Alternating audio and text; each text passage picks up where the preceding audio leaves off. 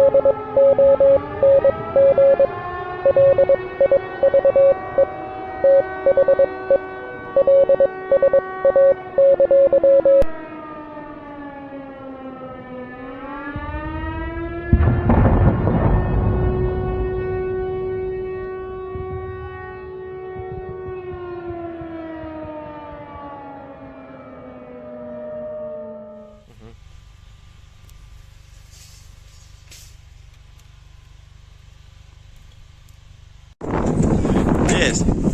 The Leaf Street Army sends its regards.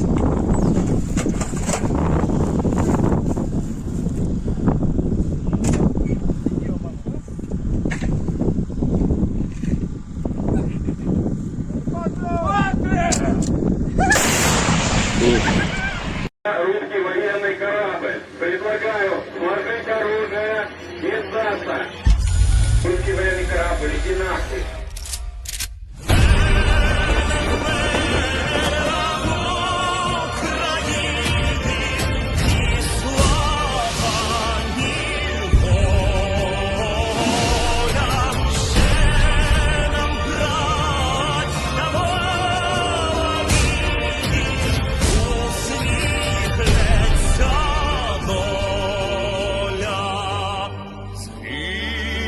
Наші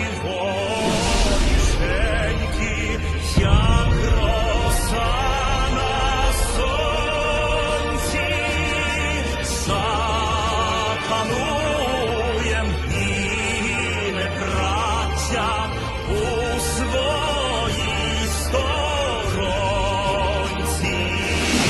І душу й тіло ми положим за нашу свободу.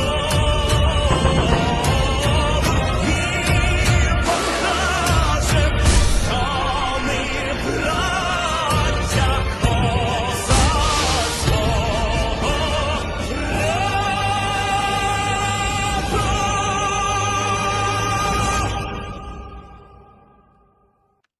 Hello, everyone. I'm the Enforcer, and I'm accompanied by Enforcer Matt. And good evening, folks. It's Enforcer Matt, and welcome back to day 524 of the news. And it's good to see you all once again on an extremely big news day. And of course, we're going to be covering the past 48 hours of the news of the war in Ukraine, and a massive development today that appears to be leading towards Western escalation, well, more so Russian escalation with the West in the most direct form we have ever seen so far. But before we get into that news, I have to clarify a couple of things that we've been seeing a lot in the live chat. Many people believed that we were not going to be running streams at all this week, and I would like to make it clear to everybody that we will be running 6 streams this week. We will be running today's stream, and we will be running all the way until Sunday like we normally do. And we're also probably going to be doing that the week after that as well. We're going to have to play that one a little bit by ear, because that is kind of around the time that law school is beginning. But for the next 6 days, we will continue to be on air every single day of the week, covering every single hour of news that is coming out from Ukraine, and really largely from Eastern Europe as a whole at this point, as it's starting to unfold today.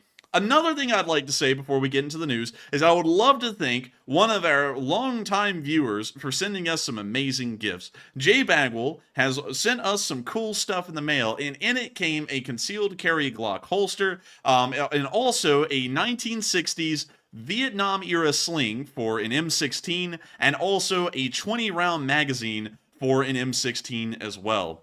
And I've got to thank him so much once again, because those are amazing gifts. I actually have an M16A1, and I was looking for that stuff, and he was actually able to get it to me, and I got to thank him so much for that. And I've got to thank everyone so much once again for sending us gifts through the P.O. box that is now largely closed, but every once in a while we do get something in it. I want to thank Jay for that once again on air, and I hope you all give him a load of thanks as well, because it was really neat.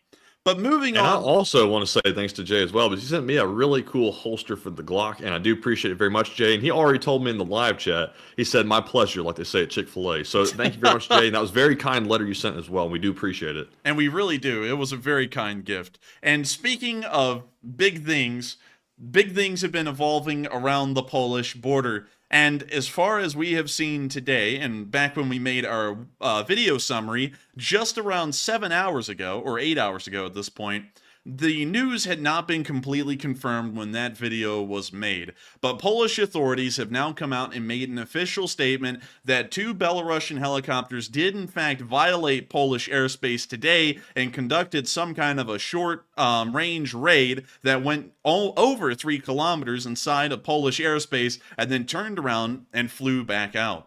To cover the first bit of news that we got several hours ago, we got pictures from the ground near the Polish village, and I will see if I can get this correct. It is Białowieża. Hopefully I'm getting that correct. I know I'm probably butchering that still, but near the village of Białowieża, we saw pictures taken from the ground of a Belarusian Mi-8, accompanied by a Belarusian Mi-24V, not that far behind it, flying into Polish airspace. At the time these pictures were taken, an immediate statement was made by the Polish Ministry of National Defense saying that no such incursion had occurred by Polish aviation of any kind, and these were in fact helicopters being observed flying on the other side of the border in Belarusian airspace. Since then, more first-hand accounts have been coming out, and we were talking about this earlier on our war summary, that these pictures were not taken of the helicopters flying on the Belarusian side. These were in fact flying over Poland itself. And as more and more first-hand accounts came out, there were other people in these crowds of people inside of this small village of Białowieża that said they weren't just seeing these helicopters flying what appears to be inside of Poland, they flew directly over them. And up until recently, Those claims were completely uncorroborated with any hardcore proof until we got this video. And this video was taken by a Polish resident in the village of Białowieża, and they looked directly up into the sky, and directly overhead was this Belarusian Mi-8, confirming that these helicopters, according to video and picture evidence, had violated the airspace of Poland and had flown 3 kilometers inside of the country. We can see the Mi-8 flying fairly slowly, as a matter of fact.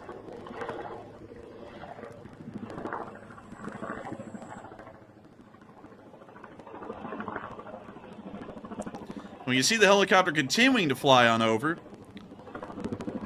And it is, you know, I gotta admit that it's kind of shocking that Polish air defense or something did not pick this up on the way in. I know they probably weren't ready to shoot it down, because that would have been a pretty extreme step to take, but nobody really did anything. Nobody really did anything, and it was incredibly interesting. And really quickly, I'll pull out a ruler. We'll go to Google Maps over here and go to the town of Białowieża, and hopefully I'm getting that correct, because I know people are going to be flaming me if I'm not getting it correct. But the helicopters entered the airspace somewhere around this part of the border right here. And so if we are to measure the distance about this far, they flew in 3.2 kilometers.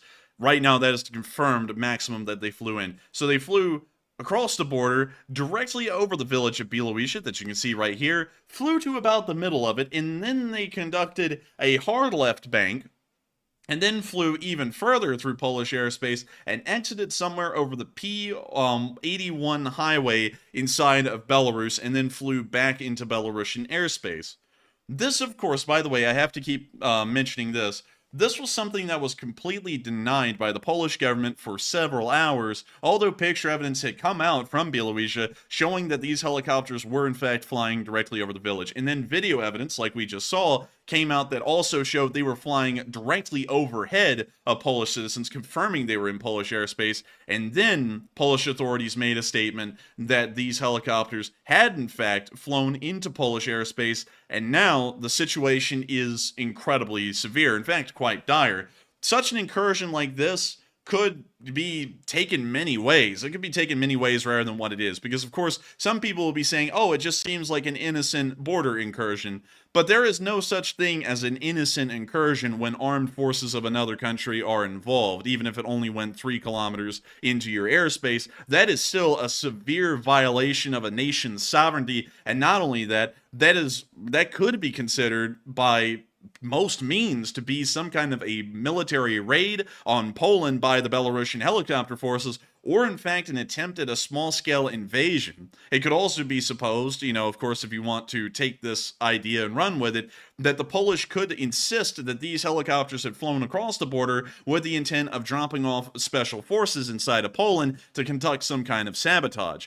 Any of these things could be entertained due to the fact that these helicopters flew a pretty decent distance. It's only 3 kilometers, but when you put that into perspective, that these pilots know where they're flying 3 kilometers into the airspace of another country is a massive violation by any standard, by any metric, and something that is very serious. And we could see that the Polish authorities, once they made the official statement that these helicopters had flown into Poland, are taking this incredibly seriously, as they are now starting to move even more Polish armed forces towards the Belarusian border. According to France 24, Poland will increase the number of troops at its border with Belarus after 2 Belarusian helicopters caused a violation of Polish airspace on Tuesday, the defense minister said. Minsk has denied the claim, although, of course, we just saw the picture and video evidence that backs up the claim that these were in fact over Poland. The Russian military said its anti-aircraft units thwarted a Ukrainian terrorist attack early on Tuesday and downed drones targeting Moscow. Of course, we know that's also untrue as well.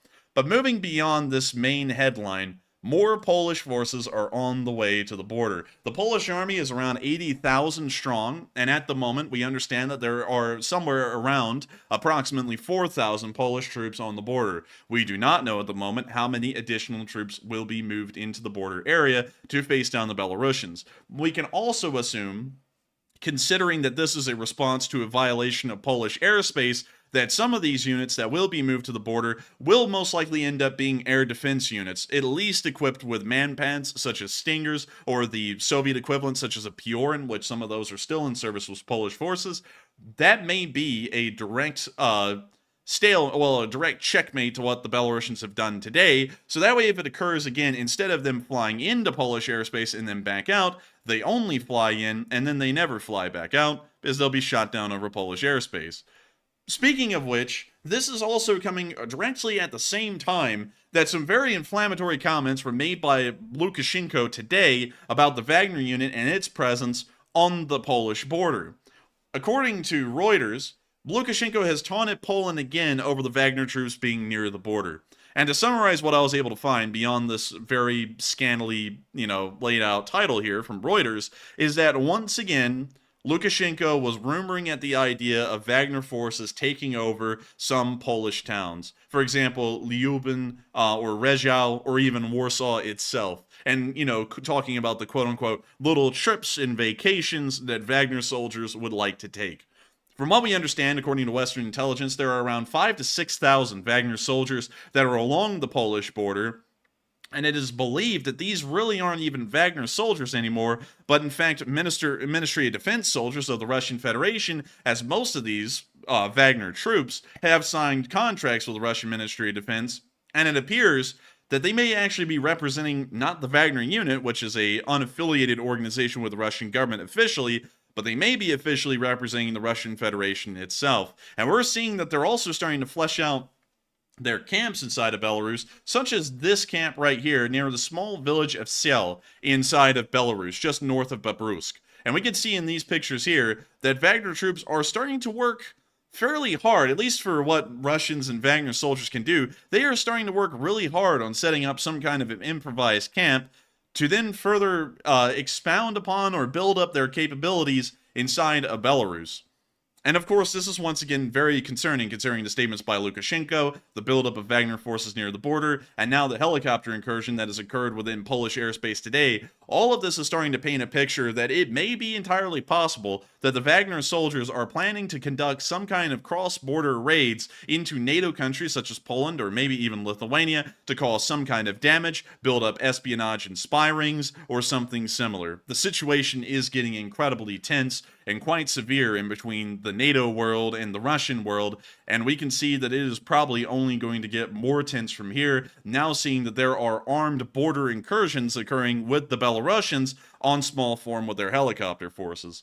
At the exact same time that all of this was happening today, in the city of Warsaw, there was a major commemoration for a large part of Polish history and also a large part of the reason why Poland resents countries like Russia and Belarus to this day. The Poles commemorated the anniversary of the 79th anniversary of the Warsaw Uprising today. And here's a picture of that commemoration of the uprising in the middle of the city of Warsaw. Some of y'all may know about the Polish Uprising if you've ever studied history of the Eastern Front of the Second World War. The Polish Uprising, or the Warsaw Uprising, was a big part of the year of 1944 of the fighting on the Eastern Front, and had a lot to do with the further demise of the Russians, and also the complete collapse of any kind of democratic body in Poland, and of course the ushering in of Communist Poland, which would come right after the Second World War was over. To give a little bit of a history as to why this is important, and also why this leads the Poles to dislike the Russians to a fairly large extent, the Russians and the Germans divided Poland in the Molotov-Ribbentrop Act of 1939, and so they jointly invaded Poland and took over half. The Germans took over everything almost up to Warsaw. The Soviets had everything else beyond Warsaw for the large part. Once Operation Barbarossa kicked off and, pretty much the large part of World War II happened in the Eastern Front, by the time of 1944, the Nazi Germans were on the back foot, and they were being pushed back across Europe and back towards Germany. At that time, the Polish resistance, which was one of the largest resistance groups anywhere in the world, I believe, if I remember correctly, they were in fact larger than the French resistance over the Second World War. They were one of the largest resistance groups inside of occupied territory. They would rise up seeing that the Soviet army was approaching Warsaw, and their hopes were that, along with Soviet help, considering that they were an allied nation at the time with the Allies, and the Poles were an allied nation as well, that the Soviets would help the Warsaw Uprising in defeating the Germans and taking back a territory that could be considered part of a Polish liberation front. What the Soviets did next, after this Warsaw Uprising began, was something that could only be called the purest of evil. Joseph Stalin ordered the entire stop of any Eastern Front offensives in the area of Poland and allowed the Germans to crush the Warsaw Uprising with the maximum amount of brutality that one could imagine. In this uprising, nearly 250,000 Poles died over the course of 63 days. That is almost as many Russians that have died over an entire year and a half, and that was as many Poles that died in just 2 months of fighting in the Warsaw Uprising. The uprising would not only crush any Polish resistance to Soviet forces that would come later on, but it also greatly crippled the German army as well. And once the Polish uprising was crushed, the Soviets then began their offensive once more and crushed the Russians and the remaining Poles as well, and then took over the area. And later on, they would create the, I believe it was the People's Republic of Poland would be the official name. But nonetheless, this has led to a large amount of resentment against the Russians, considering that that atrocity and that betrayal was brought about by the Russians themselves, and to this day, the Polish have not forgotten. And you can see here in the city of Warsaw that they are commemorating that atrocity to this day, and the backstabbing of them by the Soviets, or largely the Russians. And so that is a little interesting to see that this border incursion by the Belarusians occurred on the exact same day that Poland was commemorating the uprising, the Warsaw Uprising, and then the subsequent failure of it due to a lack of Soviet assistance. But nonetheless, it's all incredibly interesting to see this unfolding in between Belarus, Poland, and Russia, and it appears that things will only begin to escalate from here. But things have been fairly interesting across the rest of the front as well. This isn't the only major news of the day. There has been a lot of stuff that's unfolding that one could say is absolutely unbelievable for the most part. For example, it has been found out that the rumor that the 3 ships had been able to breach the Russian blockade and make it to Ukrainian ports was somewhat true, as a matter of fact. And Matthew actually has a little bit more information on that than I do. And so, Matthew, would you like to take over? So what we've learned so far is several other news outlets, especially ones out of Israel, have reported that the Israeli ship, the AMS-1, made it through the blockade and made it to a Ukrainian port on the Danube River, supposedly. But once again, we only have a few reports saying that. So while it does appear likely that it happened, we still aren't 100% sure. But it looks very promising that that ship did make it through. And there's also a possibility that other ships made it through as well, potentially 2 others. But we're unsure about those, so I'm going to refrain from saying that for a fact. But it looks like that one Israeli ship most likely made it through. And that is, of course, massive news. Considering that one ship has made it through the Russian blockade, it is showing that it is entirely possible that more ships could continue to make it through the Russian blockade into Ukrainian ports, and possibly, just by sheer willpower alone, defeat the Russian blockade that has now been set up to try and stop these merchant ships from entering Ukrainian ports, such as Odessa, Chernomorsk, or even Mykolaiv, which is really far up there. But nonetheless, massive news, and of course we'll be waiting to see if we can corroborate and verify that information more, but at the moment it does appear that a ship was able to make it through the blockade. We're not sure about the others. Moving on from that and on into the area of the Crimean Peninsula, other big news has been had. Of course, the Kerch Bridge has largely been knocked out. The road bridge is almost completely inoperable at the moment, but the railroad bridge is still operational, although it can't really keep up with the strain of overall supplies and demands that are being made by Crimea for supplies. This means that most supplies at this moment are having to travel across the land bridge from Rostov-on-Don through Mariupol, Melitopol, and then into Crimea or into the southern front or the Kherson area. That was possible. Although the Chandar bridges have been knocked out by Ukrainian barrages a little while ago, it was entirely possible that supplies could still make their way into Crimea by rail alone. There were no road bridges to speak of over the past few days, only railroad bridges, and one of those was in the Chandar Gap area, and I'll be showing you all that bridge right here. And also, this is a little bit of a misnomer that many people have had. They believe that this bridge here is a railway bridge, which is what we initially believed, but that is actually incorrect. This is some kind of a pedestrian or road bridge along with this one, so both of these bridges can kind of fall under the road traffic category. There is another bridge farther over near the small village of Savash that is the railroad bridge. It is a 2-track bridge that passes over the area, and it is really the only corridor left, rather than the railroad section of the Kerch Bridge, that the Russians could use to get supplies into and out of Crimea if it wasn't being carried by a truck.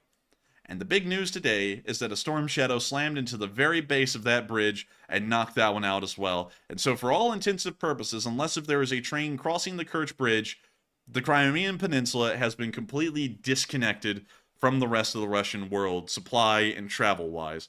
That Storm Shadow missile landed right at the base of the bridge. We do not know how much damage has actually been caused to the bridge itself, but we can see that both sides of the railroad tracks were uprooted, and it does appear that there was a decent amount of structural damage due to the crater that has been put into the very beginning of the bridge that may pose further problems for the bridge, or the bridge's usage.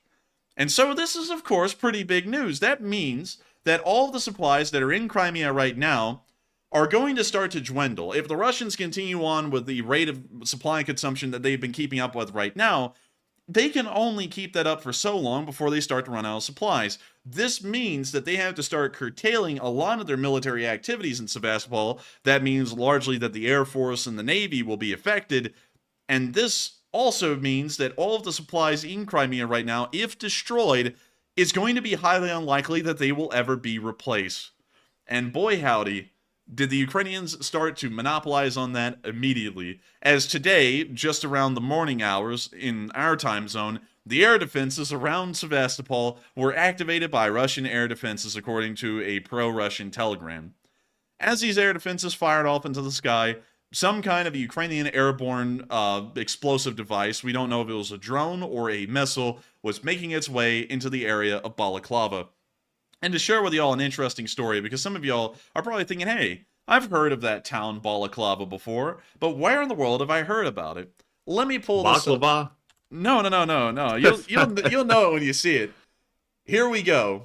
Some of y'all may know this as a ski mask, but the actual name for these is a balaclava. And now you're wondering, why the hell is the mask named after a town in Crimea? That's a really interesting story. Way back in the day, the Western world was beating the crap out of the Russians back then, and back then we called it the Crimean War. It actually happened mostly in Crimea. British and French forces landed near the port of Sevastopol, and during 1853, the winter in Crimea got freezing cold, and families in Britain and France heard about this, and they started to knit up these headscarves that perfectly fit your head, but had little holes for your eyes and also your mouth. And they sent these over to Crimea, and they got dropped off to the soldiers, and the soldiers immediately came to have a great liking for these things because it stopped them from getting frostbite on their face, of course, which is a little bit of a big deal. And so they named it after the first place that these masks started to arrive inside of Crimea, which was near the town of Balaclava. And so there's the story of why in the world you've probably heard of a balaclava before, and also a little bit of a history behind why balaclava is still known by a lot of people to this day in one form or another. Anyways, moving on from that little side note in history, Balaclava is now starting to resurface on the news articles today as a supply base for the Russian Black Sea Fleet was stricken and destroyed today by Ukrainian fire. We got a little picture here of a mushroom cloud coming, well, actually a video right here about 3 seconds long of the mushroom cloud rising from this base. And after that, we then got some very interesting little looks at what this base was. According to geolocators, this was the home of the 758th Logistics Center of the Russian Black Sea Fleet that was hit by whatever this was, a drone or a missile. And so there we go. The Russians have logistics? I'm shocked. They do, interestingly enough. They're not that good, but they do have them. And from what we understand, that was one of the few bases. There's only around 2 logistics bases around the port of Sevastopol that supplies the Russian Navy with ammunition, and that was one of them. And so it just went up, and there's only one left. And once again, compounding on the issues that they have right now, there's really no way to get a large amount of supplies into Crimea at the moment. The best they can get is a trickle, and then they have to spread that trickle out amongst everyone that is inside of Crimea. The Air Force, the Army, and the Navy. And that means that with this supply base being destroyed near Balaclava, that means that the Russian Black Sea Fleet is probably going to have to scale back their operations massively due to a serious lack of ammunition to carry through any of their combat activities. That also means that their blockade may end due to a lack of supplies and ammunition to sustain any kind of fire. And so, massive news, and it's great to see that the Ukrainians have some really three-dimensional planning here. They knocked out all of the supply lines into Crimea except for one, so that way there's a small trickle, and now they're starting to attack the major supply depots that keep things like the Black Sea Fleet running. And so, very cool to see, and great to know that they were able to conduct such a successful attack on the logistics base inside the town of Balaclava in Crimea. But the big news doesn't end there. No, no, no. It only begins right there, as we now move into Russia, and we see that a massive fire has broken out in a major material yard in Bryansk. We hear a little bit of snap, crackling, and popping out there, which tells me that these supplies are a little bit more than concrete and lumber. That might be ammo.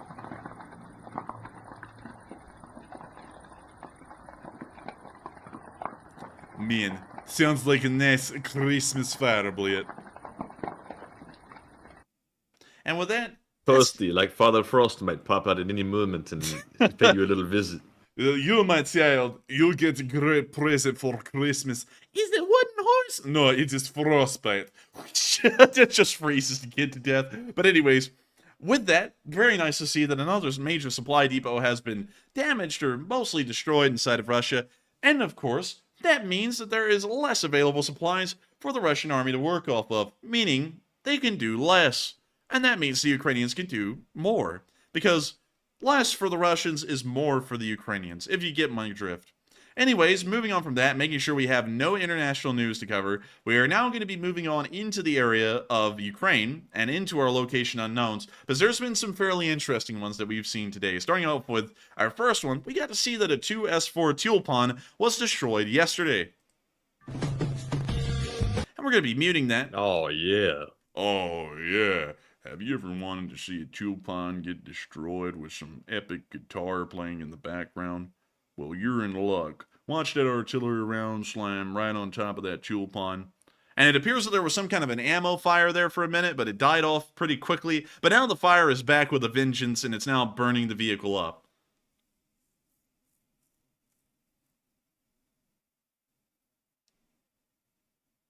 And we now see it burning in the trees. I have a feeling that this fire might spread through the rest of the tree line here in a bit. Smokey the Bear is rolling in his grave right now, but another Tulpan has been destroyed, and these heavy mortars are important to knock out because their firepower can be pretty devastating if fired accurately. And so with that, we are now going to be moving on from this little clip and on into our next one, where we also saw some Ukrainians firing a javelin from a tree. Now, this was from a while ago. From what this says, it was from spring of this year as I stutter my way through that. But we have never seen this clip before, and so we are going to make sure to show it right now. So check it out.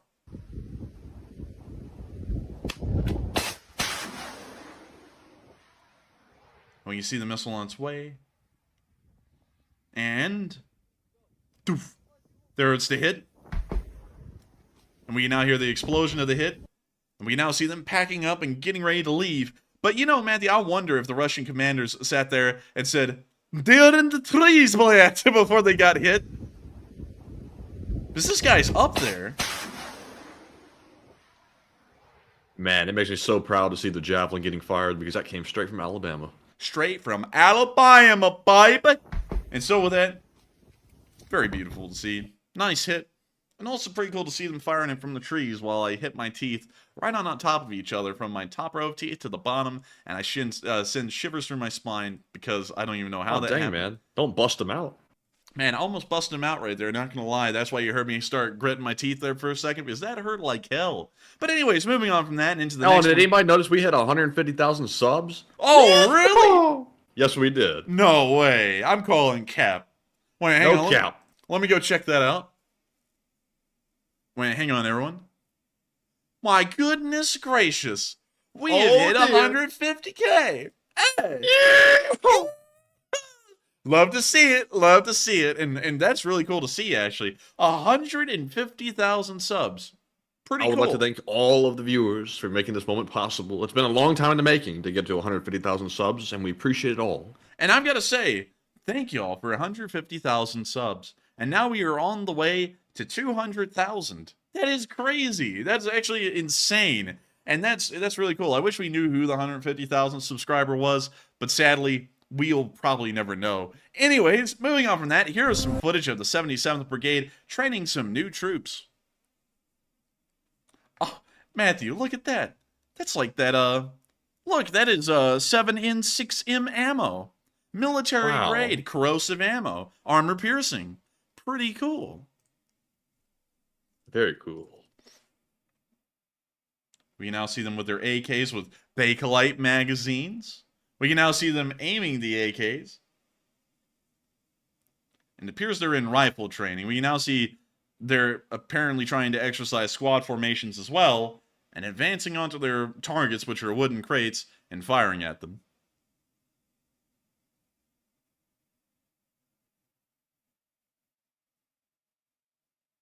We can now see them continuing. Somebody said invite 150,000 subs to your house. Oh. Man, 150,000 people. Do you know how many people that is? Like in real life, that's like a stadium full of people, if not more. Man, like how many people would that be? Like, how much of an area would that fill? That would be a big area to fill. I'm not going to lie. I'm not even kidding with y'all. But we can see the 77th here telling you. practicing fire in advance and also retreating off the field. And, oh, man, I'm telling you. Look at him. Oh, he's getting up and he's moving. Oh, man, I'm telling you. Oh, man, and look at that. He's laying down the fire. And they're all using AKs, Bliet.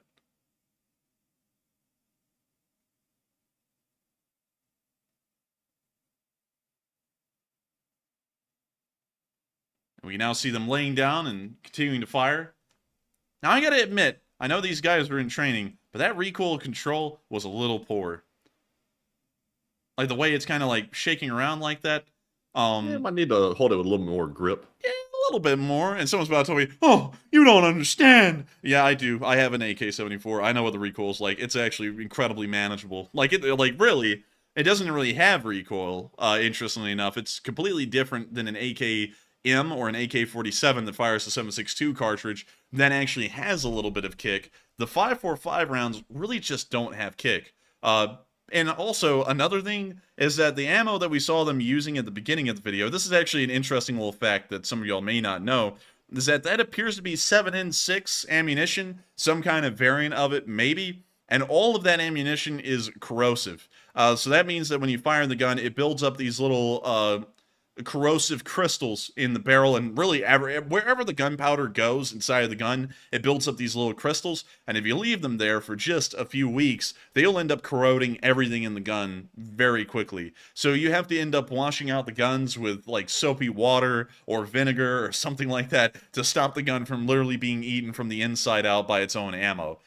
Most older surplus ammo is like that, actually. So most of your surplus World War II ammo was corrosive. A lot of the Soviet stuff is always corrosive. And that also is something that you have to be very careful about, is shooting that kind of ammo. Because if you don't take the gun apart completely and clean it fairly soon, it could end up corroding everything. But anyways, we're now going to be moving on from this video. Very interesting to see the training of the 77th. And we're now going to be moving on into the next one, where we saw a really interesting clip. And something that will get y'all pretty impressed.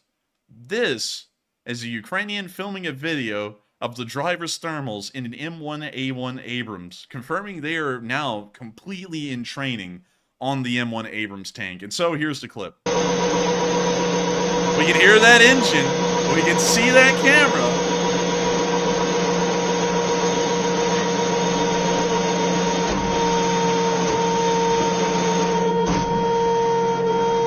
You see the turret rotating a little bit to the left, elevating the gun a little bit.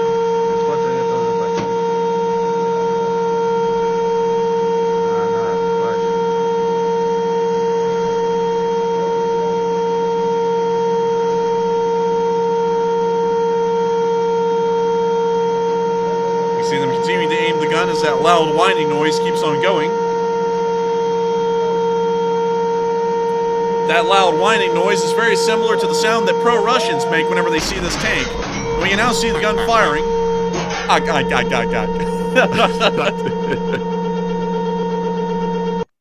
Can you imagine how loud this actually is inside of this thing? You know, I wonder if they have little headsets that they are able to wear in those tanks. Oh, they must. I feel like that. I feel like that's kind of built into their comm system when you think about it, because they're always wearing the headsets for the comms. Maybe it's also a noise suppressor. Hearing protection as well, perhaps, because that would be pretty obnoxious to listen to for hours on end. Is the loud whine of that turbine engine, but still. Really cool to see them in training. One of the first videos we've gotten from their training, and hopefully they'll be able to use those things on the battlefield here soon. I believe the first ones are expected to arrive in September, and that means nothing but bad things for the Russians. We're now going to be moving on into the casualty report because we've had some pretty interesting reports as far as casualties are concerned over about the past 24 hours. Yes, sir. They've climbed back up to 3. That's better than 1. Hey, baby! And another 3 Bobcats get stairs destroyed. We must see. Let's see. We must see the memes. Let's see here.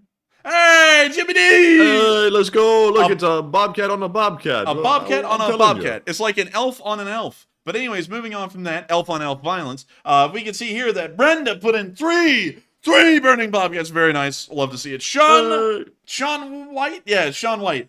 Put in a burning Bobcat. And we also got Edward putting in that rumbling Bobcat. the furious Bobcat that is vibrating because it's so angry. We also saw that Brad put in a Bobcat. Hey, he actually put in 2. Nice. KJ put in a burning Bobcat. Margaret put in a burning Bobcat. Everybody put in a burning Bobcat. Dang, a lot of memes today of Bobcats. And a lot of memes. And then this guy right here, the guy has a job. He's not here to give real numbers. He's here to try to keep morale high. It's an embarrassing job.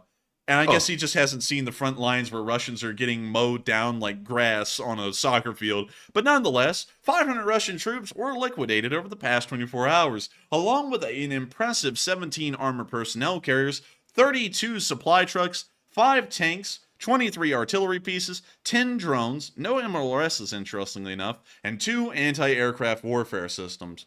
All in all, a pretty good day. All in all, love to see it. And all in all, this is going to be helping the Ukrainians to end that war a little bit quicker than was anticipated due to the loss of infantry, APCs, tanks, artillery systems, and anti-aircraft systems that the Russians have no hope in hell of really even replacing at this point in the war.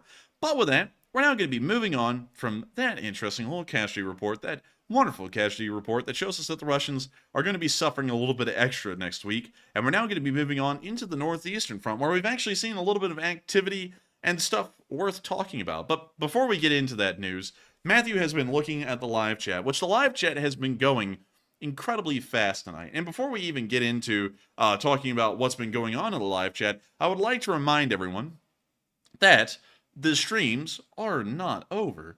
A lot of people came in tonight expecting that these streams were going to be over this week and we just weren't going to run them. And I don't know where y'all actually heard that, because we've been kind of a little ambiguous as to when the rollback will actually happen, because we are not going to be rolling back the streams, at least for this week for certain. We'll be running our normal 6 streams this week, and we'll also probably be running 6 streams next week as well, through Tuesday to Sunday.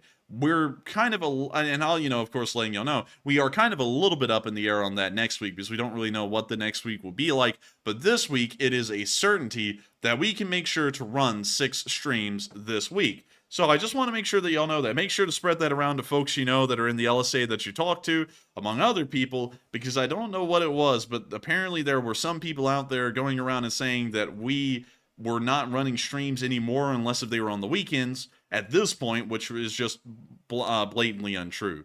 So just wanting to make sure that y'all know that, and wanting to make sure to clear the air on that, so that way everyone doesn't think every single night that we're running a stream this week that we shouldn't be running one, because the plan is to run one every single day until Sunday, and then we'll have to see how the next week goes. But with that, I hope that does address that fairly well. And getting back into the live chat, a lot of y'all have been saying a whole bunch of interesting stuff down there, like the stream must flow, and I subscribed to this channel on July 7th of 2022. Wow, that's a long time ago.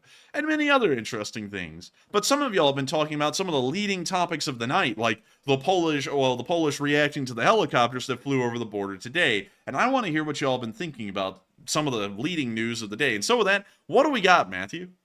All right, so let's jump right into our first poll of the night. It says today 2 Belarusian helicopters entered Polish airspace, violating border security. And what are your thoughts? 82% said it was intentional and provoking. 9% said maybe it was just an error. 5% said unsure, and 4% said they never entered Polish airspace. And from the looks of it, we do have picture and video evidence showing that those aircraft did indeed enter Polish airspace, and they flew over some kind of park or national park in Poland and hovered around for a while and then returned back to Belarus. So to me, it looks like it was likely intentional and provoking, And considering the threats that have been made by Belarus toward Poland in the last few days, it would not be shocking whatsoever that they try to do something like this. Although it is quite extreme, it's not shocking at the same time. But Enforcer, what say you? I would have to say that it's actually shocking to me, because while it's something that isn't like insane or, they didn't really attack anything, that is still nuts to fly an aircraft into someone's airspace at all, of any kind, especially when it's a military aircraft. That's even more insane. And some people I saw today on our video that we made said, oh, but the Enforcer, we flew a B-52 into Russian airspace just 3 months ago. No, we didn't. That never happens. If that had happened, that would have been insane. What happens when B-52s get intercepted by the Russians, or Tu-95s or other aircraft get intercepted near U.S. airspace, is that they are flying on a course that looks like they're going to be flying into U.S. airspace, but they never make it there. They're intercepted before they even enter U.S. airspace or Russian airspace to turn them around so that way they don't do that. If those aircraft were constantly flying into the other country's airspace, they would eventually be shot down, because it's a violation of a nation's sovereignty. It's a very serious ordeal, and one that I don't really know if people get a concept of how serious it is. It's like having a fence around your yard with no trespassing signs up, and everyone is doing it on your neighborhood, and then the next door neighbor just climbs over, blasts a groundhog in your front yard with a rifle, and then crawls back over the wall and then acts like nothing is wrong, or nothing really happened and it wasn't that serious of a deal. That's kind of like a similar situation there. So this is actually quite shocking to me that the Belarusians would violate Polish sovereignty and Polish airspace like that and fly an entire 3.2 kilometers into Poland. That is something that honestly I'm blown away by, and is a serious escalatory matter by any means. And so with that, I hope that addresses that fairly well in my opinion, and with that we are on to the next one. All right, and our second poll says Poland ordered an increase in border soldiers due to the helicopter incursion, and is this enough? It looks like 42% said that is sufficient, 28% said that is too weak, 24% said let's wait and see, and 6% said unsure. And from the looks of it, it looks like Poland ordered an increase in border soldiers to secure it, and they also ordered some helicopters to go to the border as well. I would say, personally, that is not enough, because if the helicopters were able to cross the Polish border without being necessarily detected right off the bat, or any countermeasures being taken to warn them off, that seems like a big red flag to me that Poland isn't really prepared for something like that to happen. While we have seen Poland calling, warnings here and there about something happening with the Wagner, it looks like that might just be talk, because Poland didn't seem to be prepared today. But Enforcer, what say you? I would say, and really quickly reread that poll prompt, because I was sitting here, I was thinking, I think I heard that right, but I think I may be messing up a part of it. So, reread the line. It says, Poland ordered an increase in border soldiers due to the helicopter incursion, and is this enough? I think it might be enough depending on what kind of soldiers those are. Because in what did you hear again about it, Matthew? They're sending some ground units and helicopters? Yeah, Poland says they're sending ground units, more of them than they've already sent, and they're also sending some helicopters to be stationed closer to the border as well. But my question is, where is air defense? Surely Poland has air defense along the border, or either there's some large gaps in it. I think that if they need air defense, and of course, Polish air defenses will probably react to the Belarusian Air Force far differently than they would to helicopter forces. But I think what they could do is, if they're moving forces near the border, as long as there are manpad units in those ground forces and they're spread out a decent width across the border in between Belarus and Poland, I think that would be fine. Because it doesn't take a lot to shoot down a helicopter in all actuality. It really only takes a manpad. Hell, you can usually shoot down helicopters with enough small arms fired directed at them. You could shoot them down that way. So just a simple group of Piorin manpads, and let me pull those up so y'all know what I'm talking about. Piorin manpad. And I'm spelling it wrong. Sorry, everyone. But this is the Polish manpad right here. That's a Piorin. If they just had a couple of those roaming around the border area, I have a feeling that that would be enough of a deterrent to ensure that the Belarusians don't try and cross again. And if they do cross again, Piorin is completely capable, with one shot alone, of taking down either of those two helicopters, whether it be an Mi-24 or the Mi-8 or any other helicopter that the Belarusians may have. It is completely capable of shooting it down in one shot. So I think as long as those ground forces that are moving towards the border have these built-in minimal air defenses like these man pads here, I think that would certainly be enough to deter the Belarusians from doing it again. And if they do it again, make them pay quite dearly. And it's not really like the Belarusians could make any kind of serious protest or escalate with cause, because these helicopters would be shot down over Poland, and there would be clear proof that they were in Poland due to their burning wreckage being inside of Polish territory. So I would say that that might be enough, but it really depends on if the ground forces being sent there have man pads in their ranks or not. They don't really need anything big like an Iris-T or a Patriot or anything. That's a little overkill for helicopters. Just some man pads will do the trick, and if they have those, I think they're A-okay. If they don't, they need to reassess the forces that they're sending and make sure to send up some man-pad units towards that front line, well, towards that border area at the moment. It's not a front line yet, and make sure that it is properly defended against further helicopter incursions. But with that, I hope that does. And also, real quick, one point I saw from Trister1 out of the live chat, he said, weren't the helicopters too low for radar?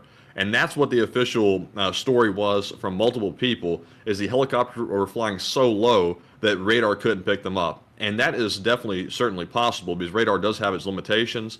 But it seems like Poland would have some other way to detect aircraft and also troops coming up to their border. I know they can't have soldiers along every single point on the border, but it seems like they'd have some kind of electronic measure to detect this kind of stuff outside of simply having radar, which has limitations. But, you know, maybe it's not feasible. Maybe it is or isn't. But unfortunately, what do you think? Okay, so from this video that we're seeing here, I would guess, and of course this is a guesstimate because we don't know the exact range. I don't have a laser rangefinder with me and I'm not there. But that right there looks like that helicopter is flying at around 1,000 to 1,250 feet up. So that's about 300 to 400 meters. So really quickly, let's do a quick rabbit hole on this, and let's see if that is a true statement by the Polish government that they were below the radar detection threshold. So let's go pull up Polish Army equipment.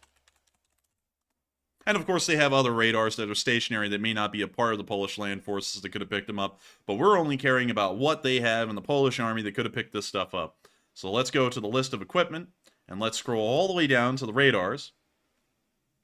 And man, they got some stuff. Look at that. They got some stuff.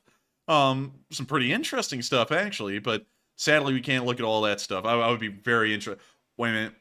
Okay, that's a really interesting looking grenade. That looks like a Coke can that they turned into a grenade. Okay, all right. But let's move on down to the radars, because we got to make sure to keep this rabbit hole at least as small as we can. But we're going to get to the bottom of whether a radar could have picked this thing up or not. So they have this radar detection system here. And let's see, it's demonstrating the Skysaber air defense system. This is apparently used by the UK or the British Army as well as the Polish Army. They also have, let's see, that is a bridging solution. Wait a minute, bridging solution. Well, this one clearly has a radar mounted to it and also an air defense battery mounted to it as well. But let's check this real quick. Let's check if they have purpose-built radars. So here's their radars. And this is one of them, the NRU-22. Let's just see what it can pick up. And this is in Polish. So let's translate that. Let's see, flying at an altitude of 1,000 meters. So let's see, allows the detection, flying at an altitude of 1,000 meters. So that helicopter, if it was at 300 meters up, which is what we were assuming, would in fact be below the radar detection threshold of the NRU-22. So let's go to the next one that we have here. And let's see. Wow, there's really not a lot of information on these. We can't really get any public information on some of the more modern systems, like the Liwek and the Bren 2. We can't get anything on those. So let's check out the Solas, and let's see. But we do know for a fact, based on the list, that they definitely have mobile systems that can detect the stuff if they station them along the border. Yes, they should. But we don't know if any of them can detect air targets below, around 300 meters at the moment. It appears that the only number we were able to get was for the NUR-22, and it could only pick up air targets above 1,000 meters. So that would be aircraft level flight right there. It wouldn't really be able to pick up many helicopters because they usually fly below 1,000 meters. They're usually closer to the ground. So it's interestingly appearing like maybe they can't pick these things up. And so maybe that's why they flew over into Poland and they really couldn't tell. So that means that they're not only going to need manpad crews, they're just going to need a decent amount of Polish soldiers stationed along the border with some sets of binoculars and just scour the skies to see if any helicopters are crossing and then bring in the manpad crews to hopefully shoot them down in time. So that, or just look up into the sky and see if you hear a helicopter and then shoot it down. That's Yeah, another solution. Yeah, one or the other. We don't have to make it too complicated, but it seems as though that statement may have actually been true by the Poles and they couldn't see them. So that's a little concerning in its own right. So hopefully they'll be able to fix that problem here within the next few days. And so with that, I hope that does address that fairly well, and we are on to the next one. All right, and the next poll says, allegedly Poland planned to ignore the Belarus incursion until photos appeared online. And what are your thoughts? 49% said it sounds likely and understandable. 31% said it sounds likely but not good. 12% said unsure, and 9% said it sounds unlikely and untrue. And on this one, I would have to say that, honestly, it sounds likely, I have to admit.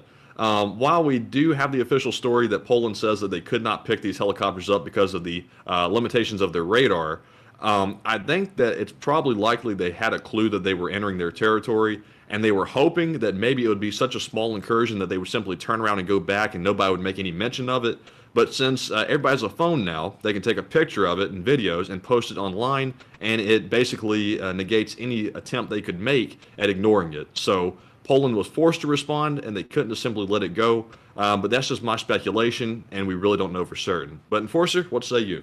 I would have to say, when we made the video earlier, the Polish had immediately denied the idea of them crossing the border. And that appears, just by the quickness that that statement was made, that appears that they were attempting to try and just overlook the situation and not create any kind of escalation out of it. Because the premise behind that is this: if they ignore it, it was a minor incursion, you don't have to escalate over it. But although it was a minor incursion, if people started to make a big deal about it and they're outraged in Poland, now the Polish government's hand is forced and they have to escalate and they have to react to it. So that's most likely what they were thinking, is that if we just ignore this and let it blow over, maybe we won't have to escalate over this and cause a serious situation for the NATO alliance. But now they can't. Now their hand is forced and now they are having to react to it. So I think that they may have actually been trying for a small while to just let that go under the radar, literally. And now they can't because it's become a big deal and everyone started talking about it, reporting on it, and now they know. And also something else that someone brought up is that a local airport with their own radar probably would have been able to pick up those helicopters crossing the airspace. And there are also stationary radar installations inside of Poland that we don't have a lot of information about that also probably would have been able to pick up those helicopters. Of course, we can't really know that because we don't have the technical information or statistics to really show if those radars would be able to pick the helicopters up or not. But considering that the Ukrainians, and I was thinking about this, considering that the Ukrainians conducted the raid on Belgrade by flying low altitude the entire way to Belgrade, attacking the oil refineries, and then flew out and no Russians were able to shoot those helicopters down, it may show that helicopters flying at lower altitudes are able to completely avoid any kind of radar detection whatsoever in the Eastern European world as far as their technology is concerned. And so it may be entirely possible that the Poles seriously did not know that they crossed the border until hardcore video evidence came out that they were flying directly over the village on the Polish side. So with that, I hope that does address that fairly well. And with that, we are on to the next one. I have to admit that if I was Polish and I was on that border taking those videos and pictures as those helicopters were flying in, I would have sworn that Poland was getting invaded, because that's almost exactly how the Ukrainian invasion started, by those helicopters flying in just the exact same way, and then that started the whole war. Yeah, and I would agree as well, and that's why it's a serious issue, because it's like the Polish don't really know what these helicopters are doing or what they're a part of. You know, they could have just accidentally flown into Polish airspace. They could be at the beginning of an invasion. They could be dropping off special forces. Who knows? You know, the possibilities, there's the word, the possibilities are endless. And that's why that's a serious issue. And of course, I've seen some people come in, you know, they're all knowing knowledge, you know, the keyboard warrior, of course, coming in and saying that, you know, Belarusian aircraft just flying over the border and into Poland, that's no big deal. Why in the world are you blowing this out of proportion? That just, I don't even understand the logic behind that, because that would be like the United States No. Let me put it into a better way. I'm trying to think of a good example here. That would be like the United States just flying a B-52 over Mexico without their permission. That would be a big deal. The Mexicans would make a big deal about that, and they would be completely within their realm and their right if they did not give permission to a B-52 of the U.S. Air Force to fly over Mexico. That would be a pretty big deal. It's violating the sovereignty of a country. And really the only way that a country exists to be able to exercise its laws, to be able to acquire taxes, and to be able to do anything within those borders is by ensuring or clearly defining their sovereign borders. And so the fact that a Polish, that Polish people were flown over today by Belarusian military aircraft is a huge deal. That is about as serious as you can get. That's like the cardinal sin of geopolitics, is to violate someone's sovereign territory. And that's why you see that things get so tense in the South China Sea, where the Chinese are trying to illegally, I guess you could say, proclaim that the entirety of the South China Sea is Chinese waters. You can see that the situations down there are incredibly tense, nearly coming to blows with countries that, quote unquote, violate the Chinese perceived sovereignty of the South China Sea, is because sovereignty is a big deal. It's really the only way that a country can exist is by enforcing the sovereignty of its borders, its waters, and its airspace. So it's a huge deal, probably the biggest one that we've seen so far in between the Russian allies and the NATO alliance. But with that, I hope that does address that fairly well and, stress the importance of national sovereignty, because that's the only way a country can exist. But with that, we are on to the next one. All right, and that was our last poll for now, so we're moving into our multiple Super Chat questions. And up first, we have a very generous $100 donation from Joseph and Dranaco. And thank you very much for that support. And also, I apologize ahead of time if I'm butchering your last name, because I have a feeling I am. But thank you very much for the support.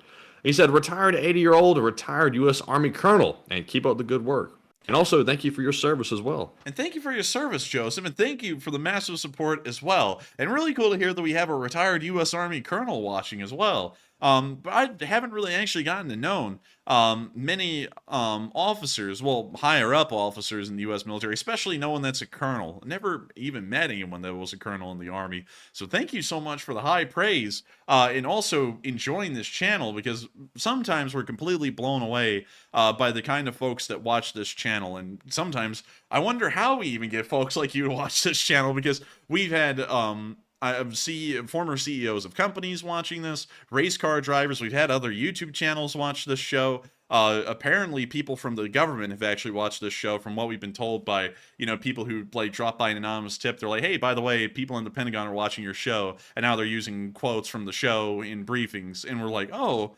that's cool. We're like, that's really neat. And then we never got any proof of that. So, it's just like a hearsay statement, but still really cool nonetheless. But it completely blows me away to hear that folks like you, Joseph, that are retired U.S. Army colonels, are watching this show and find it to be of salt, of any worth of salt. And so I got to thank you so much once again for the massive amount of support, and also putting a lot of faith and stock into this channel, because you certainly have a lot of experience in the Army and also the military world to know if something is good or not. And I'm completely blown away that you find this to be a really good channel. And so thank you so much once again for the support. I hope that does address that fairly well. And thank you for being a part, not just of the U.S. Army in prior times, but a part of the Lee Spring Army as well, and supporting this channel so that way we can keep on doing this as a job and keep this channel rolling. And so with that, thank you so much once again. I hope that does address that fairly well. And with that, we are on to the next one. All right, and our second Super Chat goes to BC Skyman, who puts in a very generous $70 donation. And thank you very much, BC, for that very generous support. He says, congratulations on the 150,000 subs, and that's an awesome accomplishment. Slav Ukraine, and chat question, please. And I am super happy we have hit 150,000 subs. It seems like that came up on us very fast.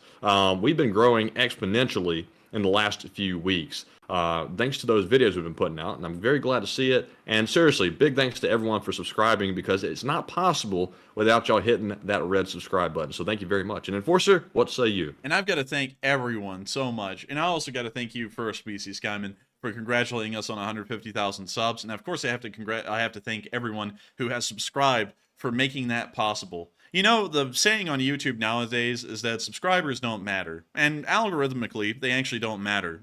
Because the videos just get pushed, even if you aren't a subscriber, to people who haven't subscribed, and then they don't even push them to people who have subscribed for some reason. That's how the algorithm works nowadays. But subscribers matter to me. And we are very honored to know that so many people have found this channel to be worthwhile to watch, so much so that 150,000 of y'all decided to click a button that tells y'all when this stream is running, or when we put up a video. And that completely blows me away, that 150,000 people, and that's as of tonight, and I think right now, and let me go check, the number is 150,037 exactly. 150,037 of y'all right now have found this channel to be worthwhile to subscribe, and I'm completely blown away to know that so many people have enjoyed this channel, and we're honestly flattered that so many of y'all have found it to be such a worthwhile channel that y'all subscribed. You know, y'all could have watched any other channel out there. There are a load of channels that cover this war, but yet nonetheless y'all chose to subscribe to ours. You know, 150,000 of y'all did. I'm completely blown away and completely flattered by that. And I got to thank every single one of y'all so much for enjoying this channel. And I got to thank you as well, BC Skyman, for supporting this channel and helping us to keep this thing rolling and doing it as a job. Because if we hadn't been able to do this as a job for so long and continue to be able to do this as a job, we wouldn't have been able to be around long enough to be able to get 150,000 subscribers. And so I got to thank you so much once again for your massive contribution, BC Skyman, to the continuance of this channel, the Lee Spring Army, and also being an old guard of this channel. You have been around since the very first days that this channel was running, and I've got to thank you so much once again for that, because it's amazing to know that so many people out there enjoy this channel, want us to keep this thing running, and also are here almost every single night with us. And so with that, thank you so much once again for the massive amount of support, BC Skyman. Slava Ukraine, and long live the Lee Spring Army. And with that, we are on to the final question of this segment, and then we're going to be moving on into the Frontline news.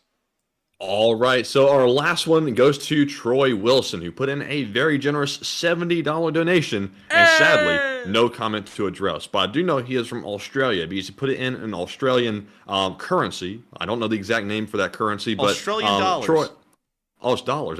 That's pretty self-explanatory. But Troy, thank you very much for the support and helping to keep us running, and also being a longtime viewer and enforcer. What say you? And I got to thank you so much as well, Troy, for the support and helping this channel to keep on running. Of course, one of our Australian members of the Lee Spring Army, and while you didn't throw in a comment, the support does help us to keep the lights on, to be able to keep on doing what we do, and to be able to do this as a job. And I got to thank you so much for that, because while you didn't leave a comment, the support does mean a lot to us and helps us to be able to keep this thing rolling. And if it wasn't for generous viewers like you who found it worthwhile to support this channel wouldn't exist. And it's amazing to know, and it's been absolutely incredible to think that this channel has existed for 524 days, thanks to the amazing generosity of our viewers. Y'all are the ones who are able to help us to be able to do this as a job, directly through y'all's support, and really the only way that we can support this channel and keep it rolling. And we've been completely lucky, and we've been completely blessed that so many of y'all have been so generous with y'all's time and also y'all's money to be able to support us, so that we could do this as a job and continue to report the news. This channel is completely free to watch, you know, from start to finish. You can watch these streams, and there aren't even ads on them. You can go to our videos, and we have to run ads on those. I'll explain that, because the algorithm doesn't push them if there are no ads on them. And we found that out a long time ago, when we were only getting 30 and 40,000 views a video. And then once we turn on the ads, they would get 80,000 or 100,000 views a pop. And we were like, I don't know why, but YouTube will only push videos if they are able to make ad money off of them. So we had to turn on the ads on those. But regardless, y'all have made this channel possible through y'all's generosity. And I got to thank you so much once again to everyone who supports this channel, because y'all make it possible for this channel to be completely free for folks to watch. And so thank y'all so much once again, and thank y'all for helping us to do that as a job, all the way from the Australian Lee Spring Army. And so with that, we are now going to be moving on out of the question segment and on into the front lines in Ukraine, because there have been some interesting developments going on in the Northeast. Going on into the Frontline map and making sure to refresh it, hopefully it's updated. And it has, actually. We'll be going over the past 24 hours here in the northern area. Actually, the past 48 hours.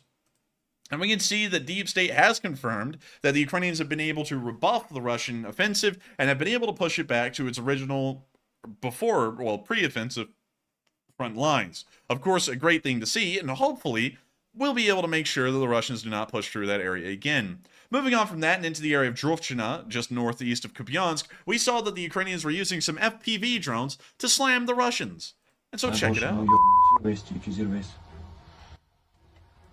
And when you see the FPV pilot down there at the bottom left, that's actually the guy operating the drone.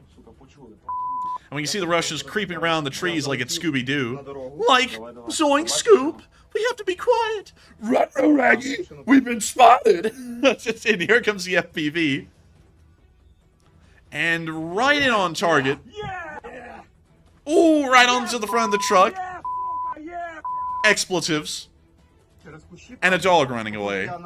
It's been a success. Dude, the whole time, the dog was the Ukrainian spotter. Yes. Watch, the dog runs off like, mission successful. It's like, we got that dog's hauling ass out of there. Man, that dog be getting it. Honestly, that dog is smarter than most Russians, because I bet you the Russians will hang around that truck for another 5 minutes before they run. But anyways, great to see, and wonderful to see that the Ukrainians are once again using FPV drones to inflict some serious damage on the Russian units. And with that, we're going to be moving on into our next bit of news, where we saw the 8th Brigade was hunting some Russians at night in the northeastern area as well. And of course, it wasn't just happy hunting, it was successful hunting, as we hear the... And we can see all the Russians right there, laying in the field. And I guess, Matthew, oh man, I'm telling you, they're about to get laid. Oh man, by a drone bomblet. Oh man, I'm telling you, it's terrible. Man. And we can see them kind of moving around. Some of the other guys are just laying around on the field, you know, probably taking naps. And we can see the first F1 grenade on the way down. And it appears to have largely missed most of the Russians, but it now lets the Russians know that there is a drone watching them. That, of course, will sow some panic amongst their group, and it appears they're lining up the second F1 grenade to drop.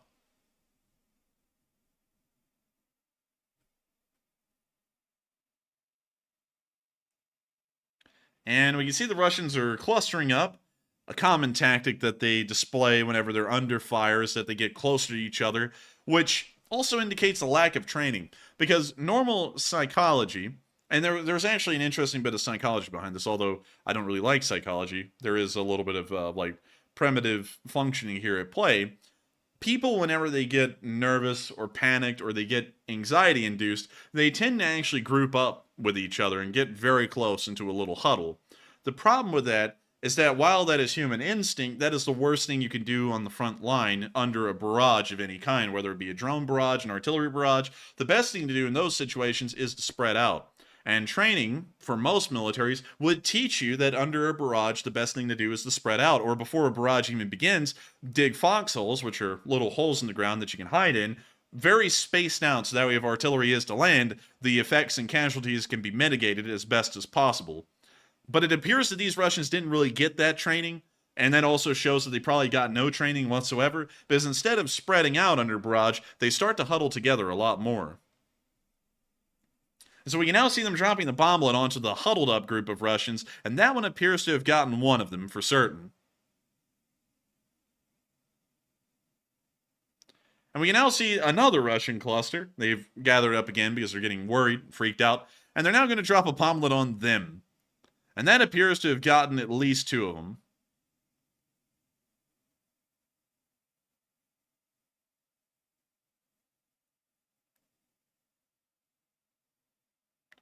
And we can now see another huddle of Russians. Man, dude, call this... I guess they haven't got the memo yet that you don't want to sit in the same spot or you're going to get hit. Yeah, man, and call this Huddle House, because these guys are huddling up like no other. And now look at this. Another bomb has been dropped. Right on top of them, got another two of them. I mean, what the hell? They're still going to sit there. Yeah, they're just going to chill there. They're just going to hang out there until another one lands, and then they'll get it. I guess they forgot the Ukrainians have thermals. Maybe. They're like, sit still. It's like dinosaur. It won't find you if you sit still. And then they get bombleted again. It appears that it got a guy right there. We now see them running down a trench. It appears that these guys were a little smart and got inside of some kind of a trench work. But that won't save them, because the drone pilot's probably fairly accurate with the bomblet. So we can see all of them huddled up here, you know, of course freaking out, so they huddle up in a group. And now we can see the bomblet lands right on top of them, probably gets a score of them. But with that, that's the end of the clip, and the 8th Brigade was able to inflict some pretty serious casualties on the Russian forces without even having to see them physically. And so pretty nice, pretty good to know. And we're now going to be moving on down into the area of the Seversky Donets River, where we saw the 1st Brigade in action around the area. Check it out. Whoa, that sounded like copyright. We'll have to mute that, but check these Ukrainians out on this boat. As they say, Matthew, you can buy me a boat. And we can see a Ukrainian shooting a machine gun out of a window here. And we can see, oh, look. What the hell was that? It was a bullet that had gone right through the middle of the card, but it had missed everybody in it. Hardcore. That photo was just like for a split second, like they didn't give you much time to think about it. Dude, you know what this would be perfect for? You know, put the black and white filter on this thing and then put explicit adult content down in the corner somewhere and have this. It goes hard, feel free to screen share. It goes hard, Blade. Feel free to screenshot, Blade. But anyways, moving on from that, we see Ukrainian squad advancing down a road through the trees. They're in the trees. We can now see them moving through the field. Hey, like it. I like to see it. I like to see it. We now see them operating a Mavic. Oh. Oh, dear. Oh, dear. Pixels. And we now see them hitting some Russian positions. And another trench. And we now see them moving through a little urban area. And is that a javelin? Oh, look what he's got. Oh, he got one the of those pieces of finery. Man, everyone's got a gun, and then meanwhile, this guy's got the boom tube. You know, this thing just looks weird when you see it from These like. guys are really kidded. Yeah, these guys are kidded, and also this guy looks like he's not just kidded. This guy looks like he's been like living the way, spelled W-H-E-Y. I mean, like this guy is bulking over here in the middle. Yeah, they've got the heavy weaponry. That guy's got the machine gun. The other guy's got some kind of AR of some sort. Then they got the javelin. Wow, they've got a lot of stuff. Yeah, I'd love to have that loadout. Man, I wouldn't complain if I had a javelin for home defense. Now, that would be pretty impressive. But anyways, moving on from that, pretty neat to see the 1st Brigade in action. And we're now going to be moving on down into the Bakhmut area. And let me make sure to close that out. And over the past 48 hours, we have seen that the front lines have not really moved in Bakhmut much at all. In fact, really not at all from what we can see on Deep State. Of course, Deep State is a little behind the times every once in a while, so it requires a little bit of updating. But at the moment, they're showing that no frontline advances have been made, and we're going to report that tonight, that there have been no frontline advances. This has not stopped the Ukrainians from conducting frontline actions, however, and we have seen video evidence of them destroying a T-90A in the northern area of the battlefield. And so here's the clip. And so we can see the FPV drone flying in. We can see the T-90 racing down this tree-lined road. Such a beautiful scene. And we can now see an even more beautiful scene as the FPV drone runs right into the engine bay and turns this thing into Hell Rider. Take a look at that. The engine is done for, and we can now see the tank rolling to a stop as the crew will most likely be belling out, and the fire will spread from the engine bay and into the crew compartment. We can see a second drone hitting the tank. Very unfortunate. And we can even see a third one. Third time is the charm, after all, hitting what appears to be the rear of the turret. And we now see a drone looking down there, and it appears there is some smoke coming from that T-90, showing that it is in fact brewing up at this moment, and they are going to be having a warm and tasty T-90A. Well, that's the end of that clip. Great to see another $3.5 million tank, and a fairly rare one at this point, destroyed. I believe at this point in the war there are less T-90As than there are T-90Ms, and so it's very interesting to see one of those even on the field at this point. They're very rare. I can't state that enough. But moving on down into the Bakhmut area near Klishkivka, we saw that the armed forces of Ukraine have been using some mine-clearing charges to clear out infantry. A little bit of a misuse of the product. It's not what's listed on the label, but nevertheless, it is effective. There goes the mine clearing charge. And watch, it'll clear the infantry in seconds. And they're gone. Alright, everyone, move up. Yeah, man, it's like, oh, there's 3 guys in front of us. Quick, clear them. Small nuclear explosion. Man, the Ukrainians say there. I mean, it'll only probably get 1 or 2 of them. It's probably a drone bomb. Oh my God! It's like, man. I didn't know the Ukrainians got to see Oppenheimer.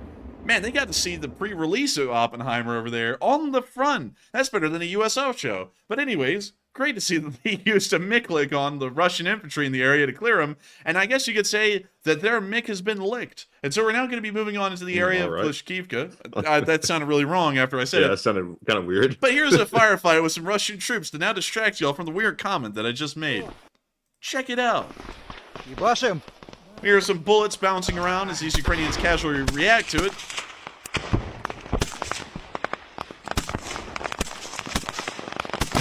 We can see this guy over here. He is doing the old hold the thing up in the air and fire it, and hopefully he'll hit something move. I mean, you see him firing the RPG, and he's got a couple of rounds ready. He selected the biggin. He's now loading it. We now see him aiming the fire extinguisher-sized charge. Boom.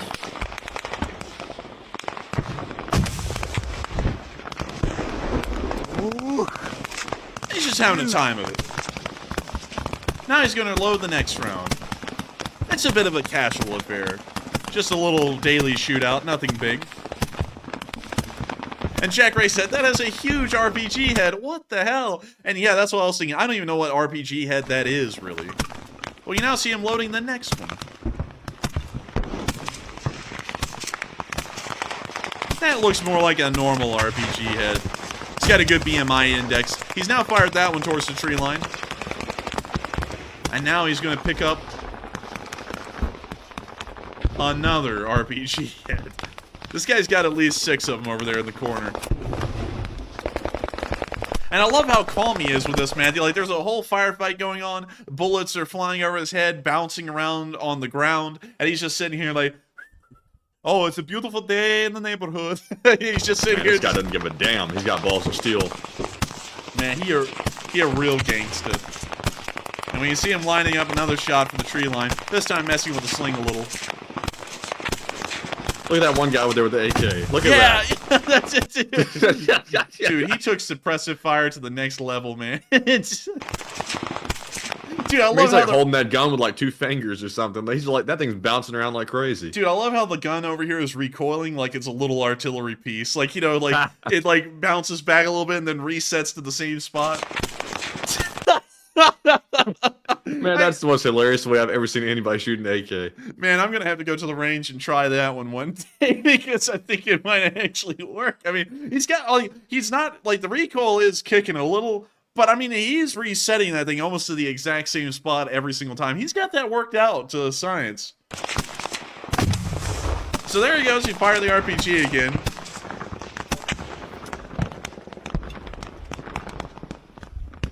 Уходим. And it looks like he might be out of ammo.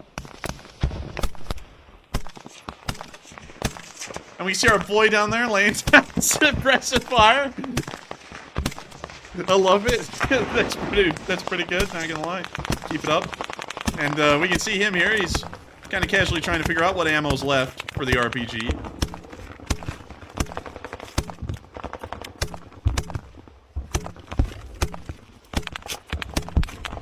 And it looks like he's got another one.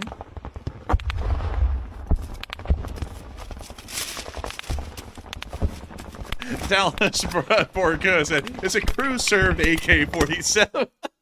Yeah, it kind of looks like he's got a crew-served one over there. And when you see him getting the next RPG ready.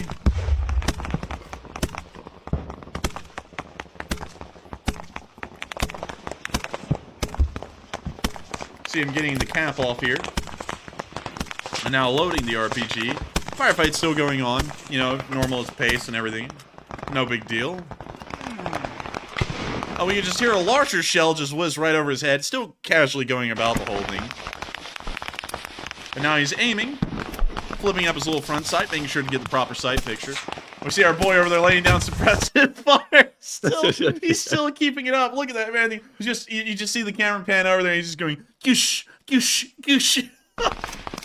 He's very consistent with his firing.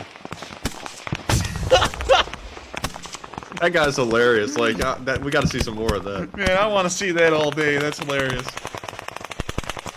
And like, dude, Dude, Man, he how turned the around like hell? he knew what we were saying. Dude, he's got that shit on a damn stabilizer. Look, it didn't even move. He turned his whole body. The AK stayed in the exact same spot, and the only thing keeping it like that is his hand. Look.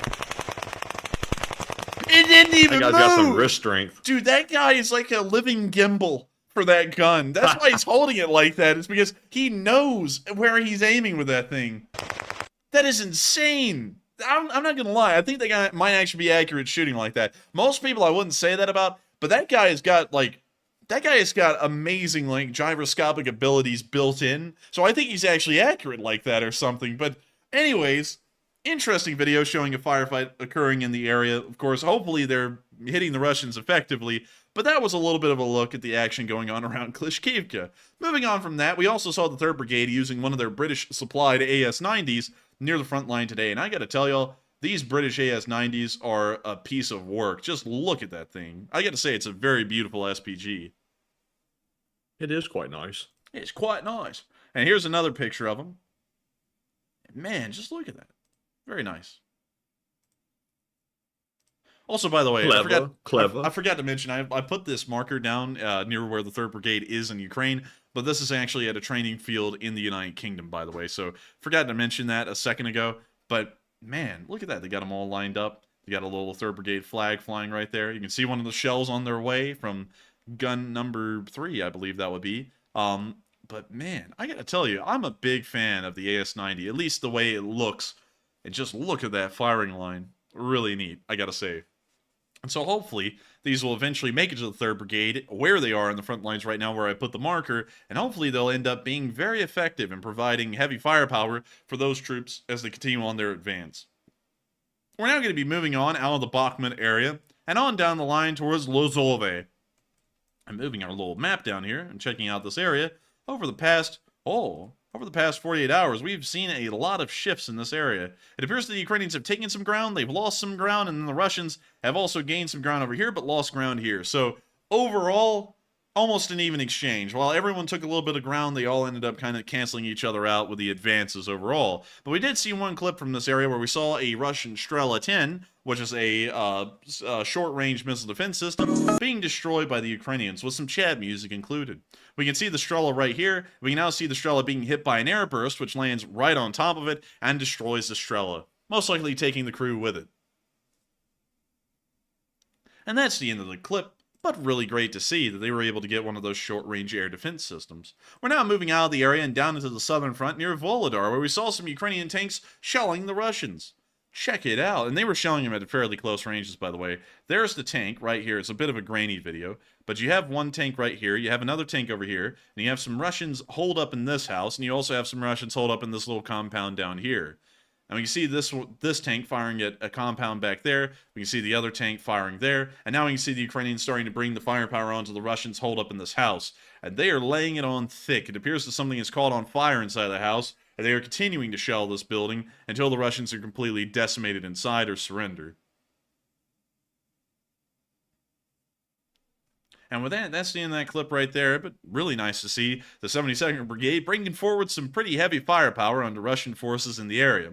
Moving on beyond the direction of Stara Mayorsk, we haven't seen any video evidence from this area. However, if we go over the past 48 hours, we can see that apparently the Ukrainians have retreated across the Mokry Yali River and have left this area as a part of no man's land, and it does appear that a small push has happened right here by the Russians. They have taken about 30 meters of road. A big deal, and I'm sure that means that the Russians will win the war by next week. But moving on from that, we haven't gotten any video evidence from the area, but we did get some video evidence from the area of Molnivka, where we saw the 110th destroyed some Russian forces. Check it out.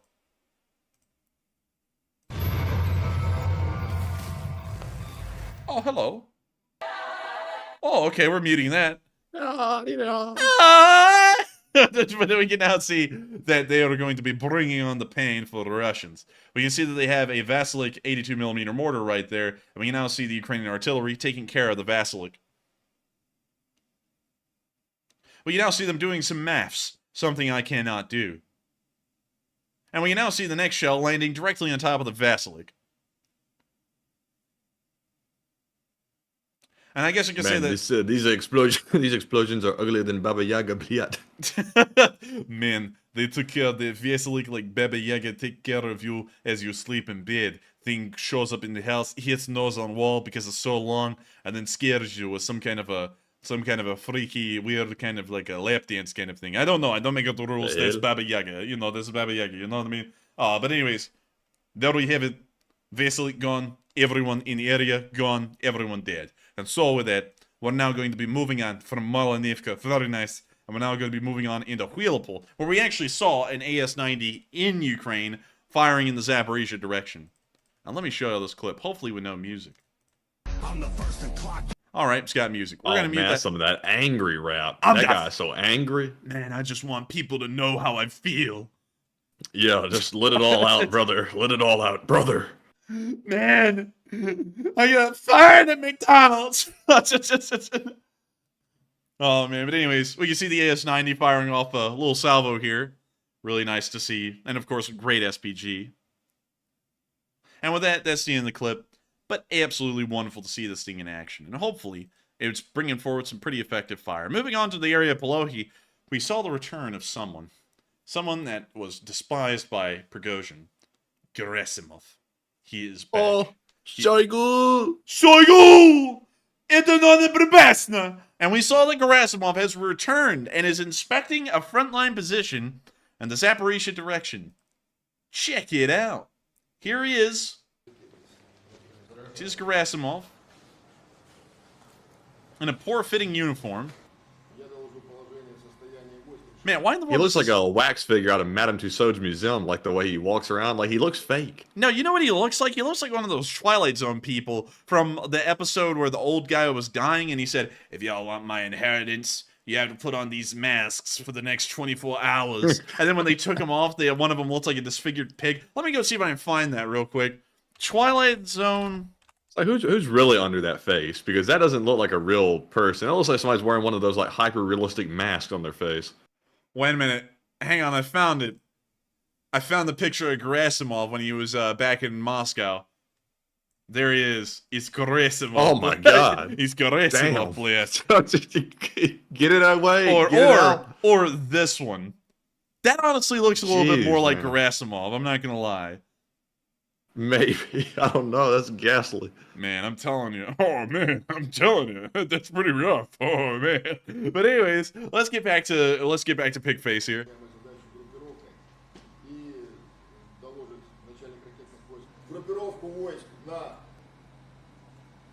Oh, look, a Russian-style presentation. Man, look at that. And he looks like he could give less of a damn. Like... Yeah.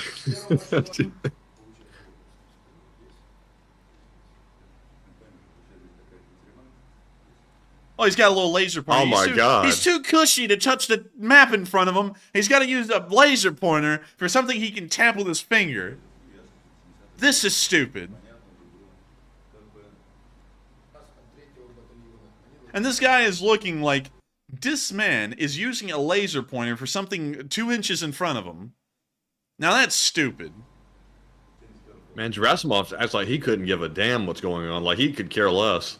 Gerasimov acts like he's detached from reality.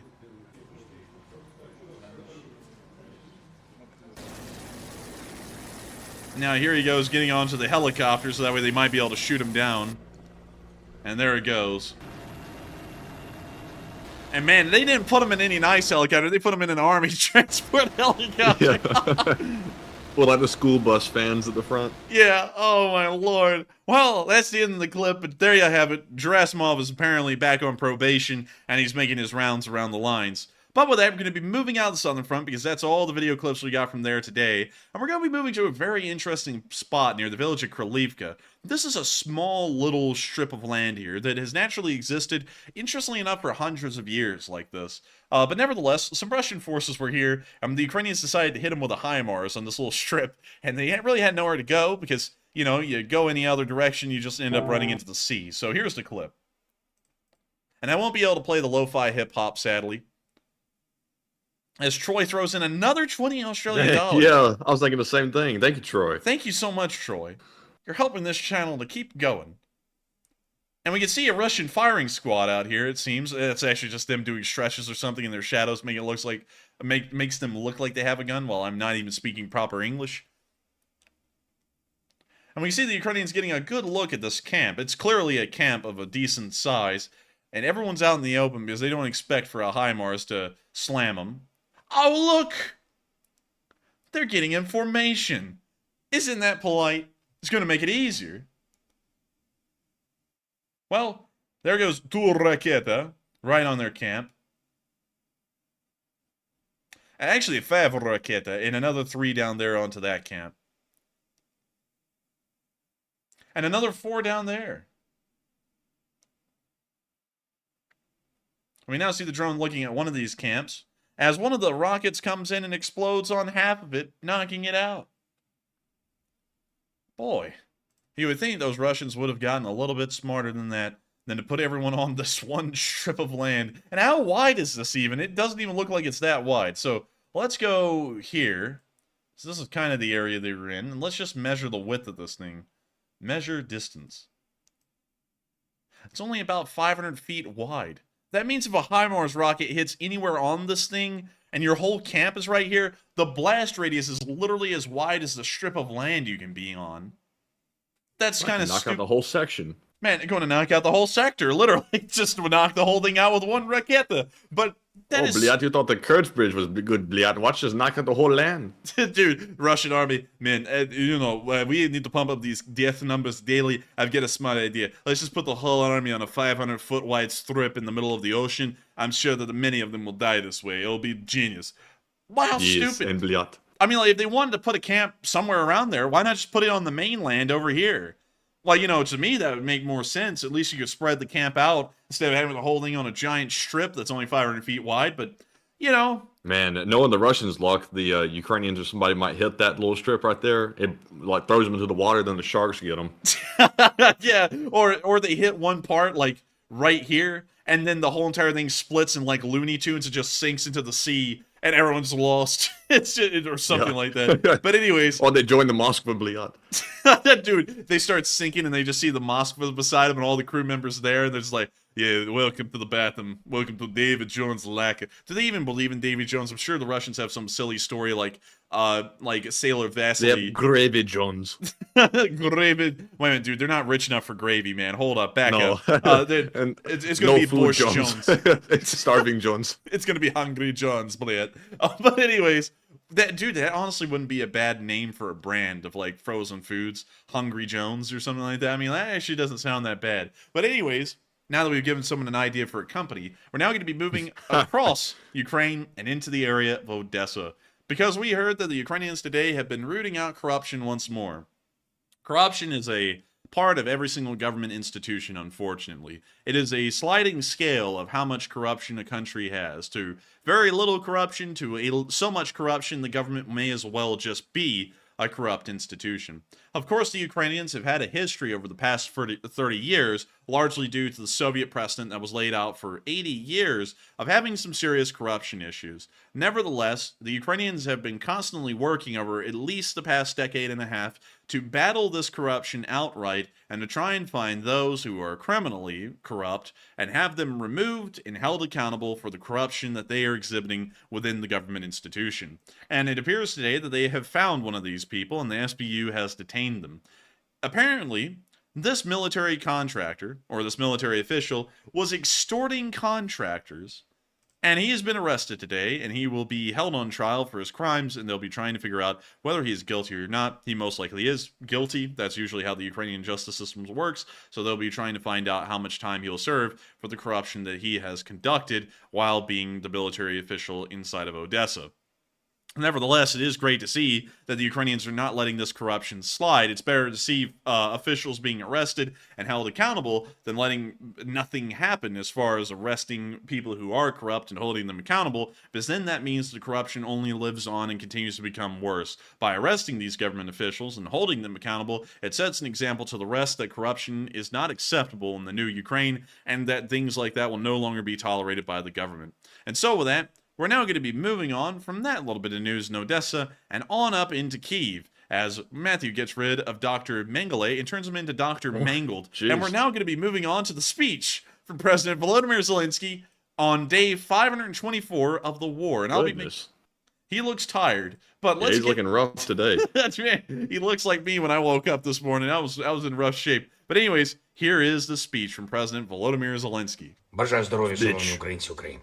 Сьогоднішній день почався із дуже змістовних доповідей представників Сил оборони та безпеки нашої держави, керівник Служби безпеки України Малюк та міністр внутрішніх справ Клименко щодо ліквідації наслідків ударів російських терористів по наших містах – Харків, Кривий Ріг, Херсон, інші наші міста. Генерал Залужний доповів про загальну ситуацію в обороні, фронт, конкретні напрямки, доповіді генералів Сирського, Тарнавського, командувач повітряних сил Олещук, доповів щодо результатів застосування протиповітряної оборони. Постійно в щоденному режимі працюємо з партнерами щодо посилення нашого повітряного щита. Крок за кроком ми додаємо захисту. Була окрема детальна доповідь керівника ГУР Буданова. Окупанти точно відчують наслідки нашої роботи. Серйозно відчують.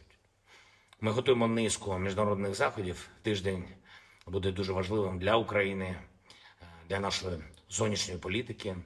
Залишається місяць до старту нового політсезону в країнах-партнерах. І зробимо все, щоб цей сезон максимально сприяв нашому руху вперед до перемоги, нашому прагненню відновити мир для всієї України без жодного виключення. Більше політичної підтримки для України, більше зброї для наших воїнів, повна відповідальність держави-терориста за все, що вона наробила проти України, проти наших міст, сіл, проти наших людей. І хочу сьогодні більш конкретно, поіменно відзначити наших воїнів з напрямків на Донбасі та на півдні нашої держави. Воїнів, чия хоробрість, чия відвага особливі.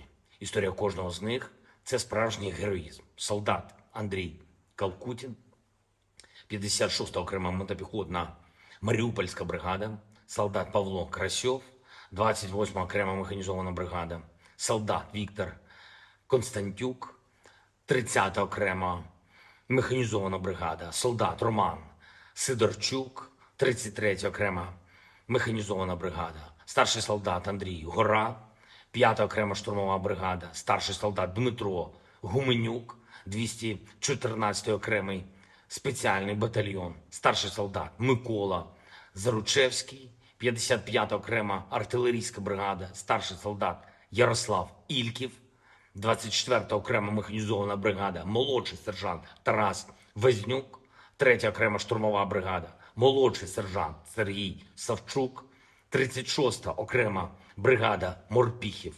Молодці, молодці наші хлопці, молодші сержанти Микола Пайцин і Михайло Щербан, сержант Ігор Аполітов, всі троє зі складу 65-ї окремої механізованої бригади, молодший сержант Руслан Кривалець, 110-та окрема механізована бригада, сержант Сергій Дацьків, 25-та окрема повітряно-десантна Січеславська бригада, сержант Олександр Пшеничук, 47-ма окрема механізована бригада, старший сержант Андрій Самугальський, 22-га окрема механізована бригада, лейтенант Ігор Литвин, 57-ма окрема мотопіхотна бригада, майор Ярослав Волянський, 44-та окрема артилерійська бригада. Я дякую вам, хлопці, за знищених ворогів та за врятованих вами побратимів. Я пишаюсь вашими результатами. Ви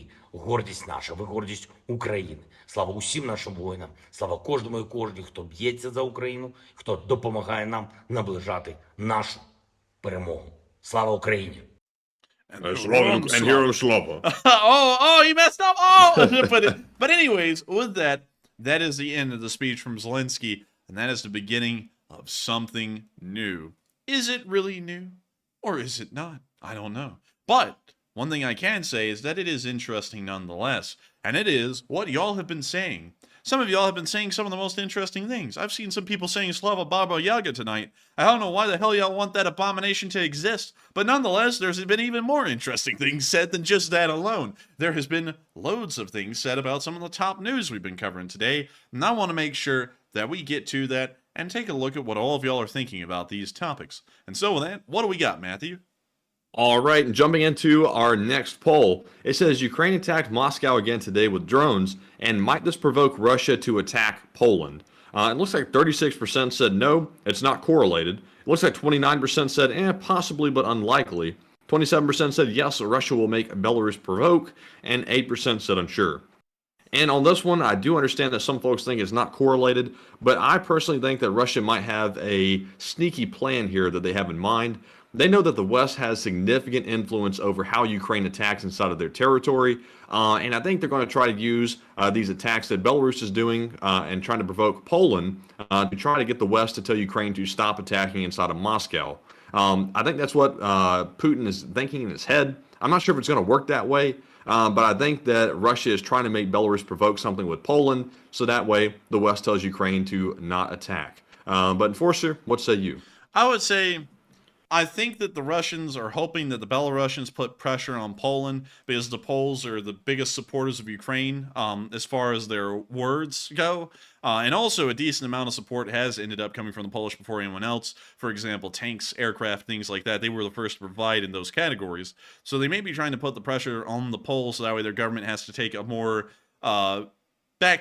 more of a backstep in their support for Ukraine, so that way they don't continue to deal with escalations with the Belarusians. I think that may be the reason why, but really, any answer could be the right answer to this, because they are attempting escalation at this point. It is clearly obvious with them violating the border today.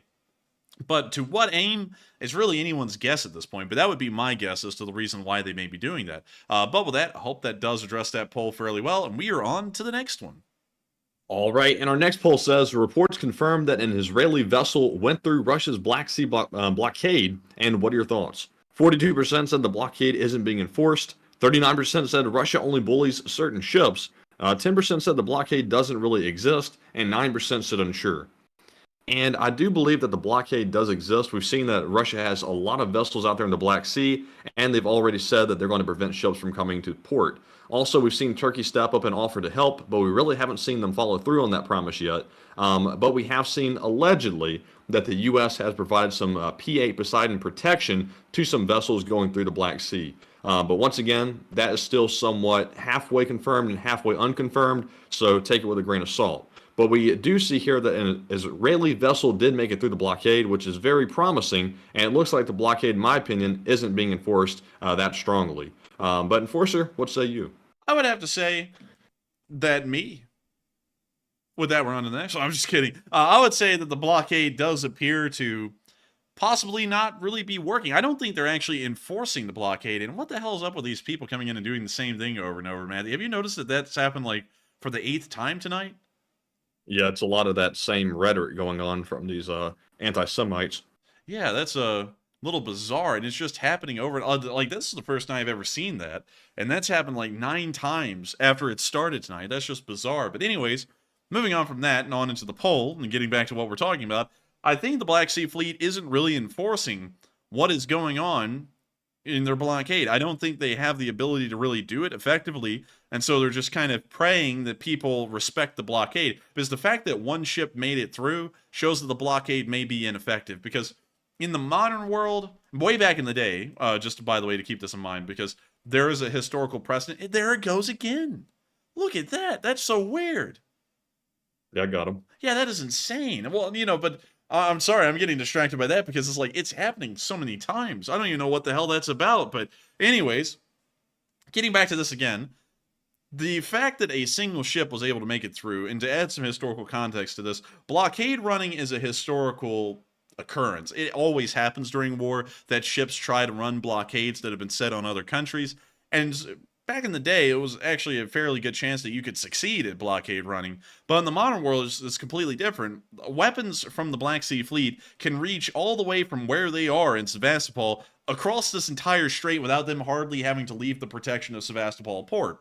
So the fact that this ship got through, it shows that they didn't fire onto the ship for some reason, maybe because they're out of ammo, and it also showed that possibly they're not enforcing the blockade at all, because the fact that a single ship made it through in the modern world, and also, by the way, even if the Russians didn't want to fire on the ship and they simply just wanted to intercept the ship, modern warships are always faster than any merchant ship out there. Of course, back in the day, blockade running ships were actually faster than most military ships, so they could actually outspeed them leaving port and going into port, which made it much more possible to succeed in blockade running again. But in the modern world, it's the other way around. Military ships can run circles around any merchant vessel out there We in the hit some world. lag. That ain't good. Oh, God. We got bots and lag. Oh, God.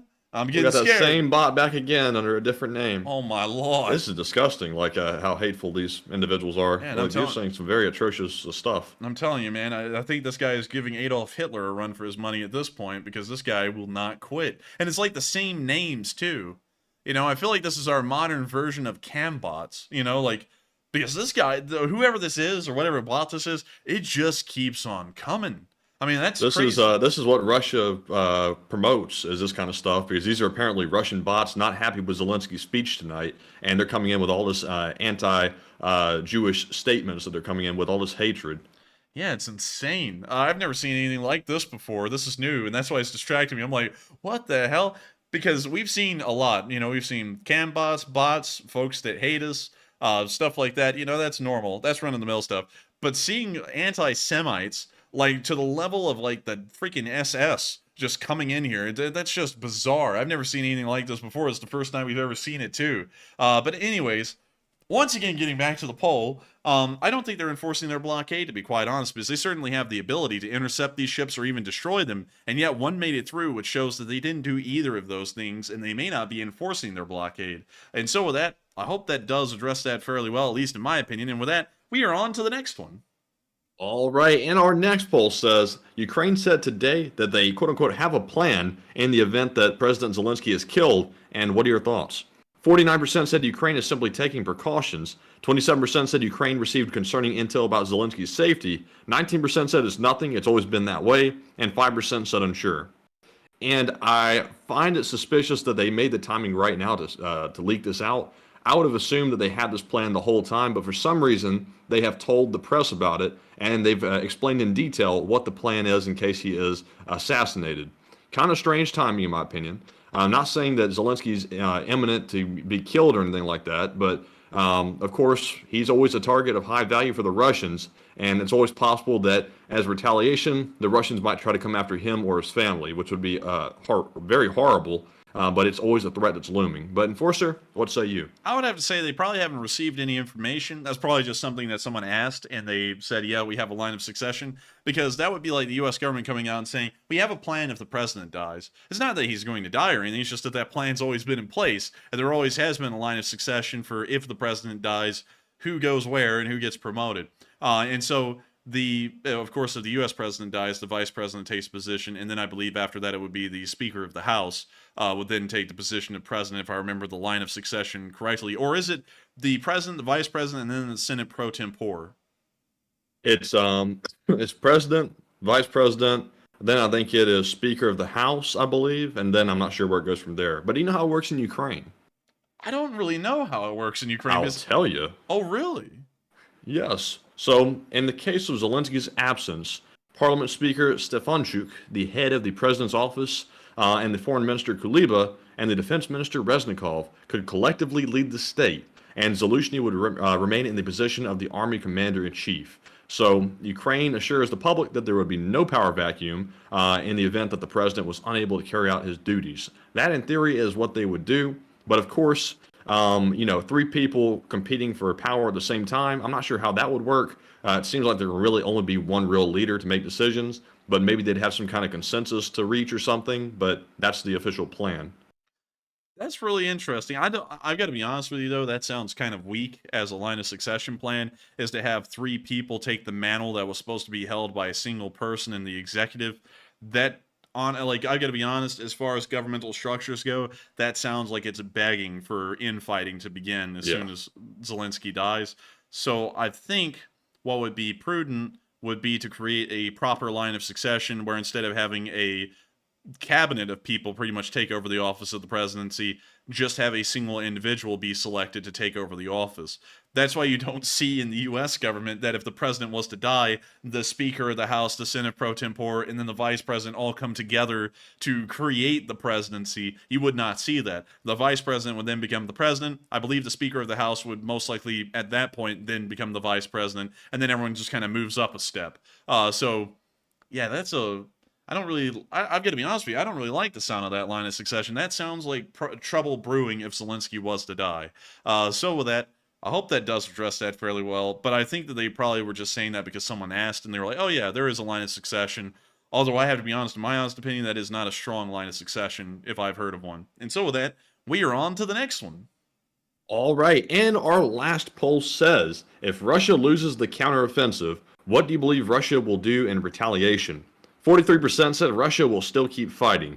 21% said Russia will use a WMD on Ukraine. 18% said Russia will eventually concede. And 18% said Russia will start a war with NATO. And of course, we're only allotted 4 poll options here.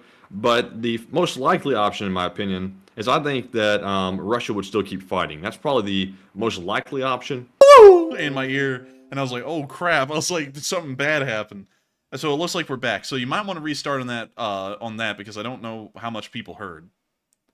All right. So the question was, if Russia loses the counteroffensive, what do you believe Russia will do in retaliation? I say the most likely option is that Russia will still keep fighting, and the second option would be that Russia would probably try to start a war with NATO in the hopes that if they start a world war situation, that their allies such as China and other countries will come to their aid and help basically fill the gaps where Russia is weak, which is basically every category at this point. So I would say that's probably what's most likely, but Enforcer, what say you? I would say I don't think they'll try and continue the war. Wars are uneconomical. And that's something that a lot of people have been misunderstanding about war for a very long time due to, interestingly enough, I actually was doing a little bit of reading today.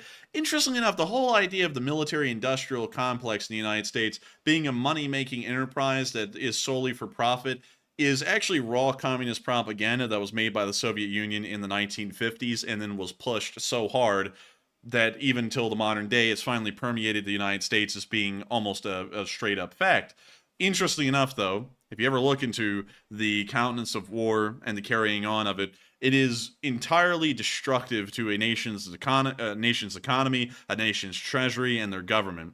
Wars are dreadfully expensive, and that's why you see that a lot of countries always attempt to avoid war, and then war is the last option. Unless if you are the mantle keeper of your sphere, like the United States has been for the past 7 decades or so, then you see us get involved in foreign wars where many other countries would turn the other cheek or just completely avoid war outright. That's why you see that in the Korean War, while it was a United Nations response, it was mostly led by the British and the United States. Most other countries kind of gave it a wide berth. And that's also why in Vietnam you would only see the United States, Australia, and South Korea get involved, is because the South Koreans and Australians were in the area, so it's a little important to them strategically. But everybody else kept out of Vietnam for the large part, except for the United States. And you can see that everywhere else around the world as well. Wars are incredibly expensive, and the Russians are hardly able to finance the war they're in right now, much less to finance this thing for years and just keep it in a proxy war and just keep it going.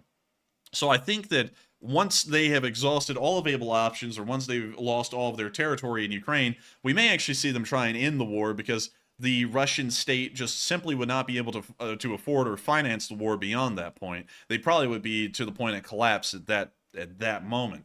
But with that, I hope that does address that fairly well in my opinion. And also, someone said, the military-industrial complex is a fact, but it doesn't profit.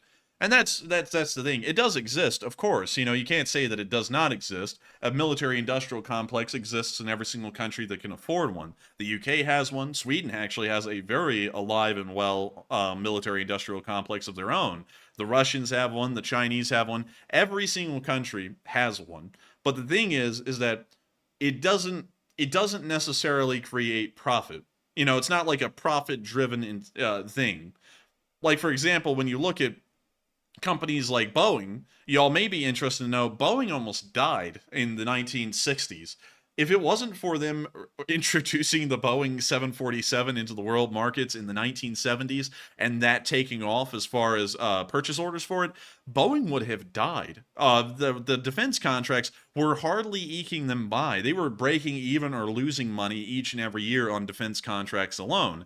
And it shows you how little profitable war industry really is. There are very few companies that can make it in that kind of sphere, and they can only make it by trying to come up with stuff to market to the government that they hopefully will buy. And a lot of those projects don't even make it to the actual acquisitions phase where they're purchased. And you can see that every time an army trial comes around, some of these companies are banking their last dollars on this stuff.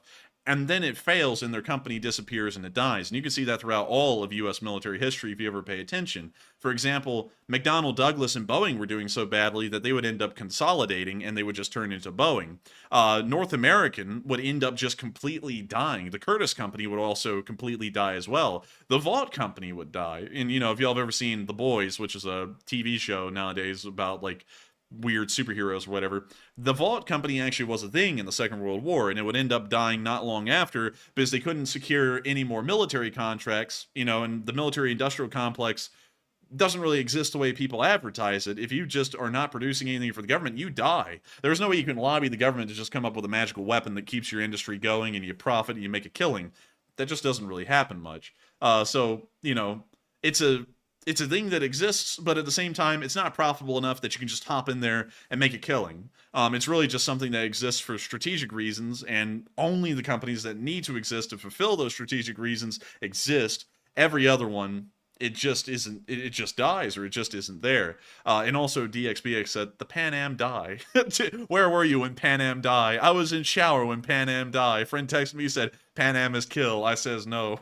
But anyways, with that, I hope that gives a little bit of a rabbit hole or a little bit of history about that, because it's something that has been misunderstood a lot throughout history.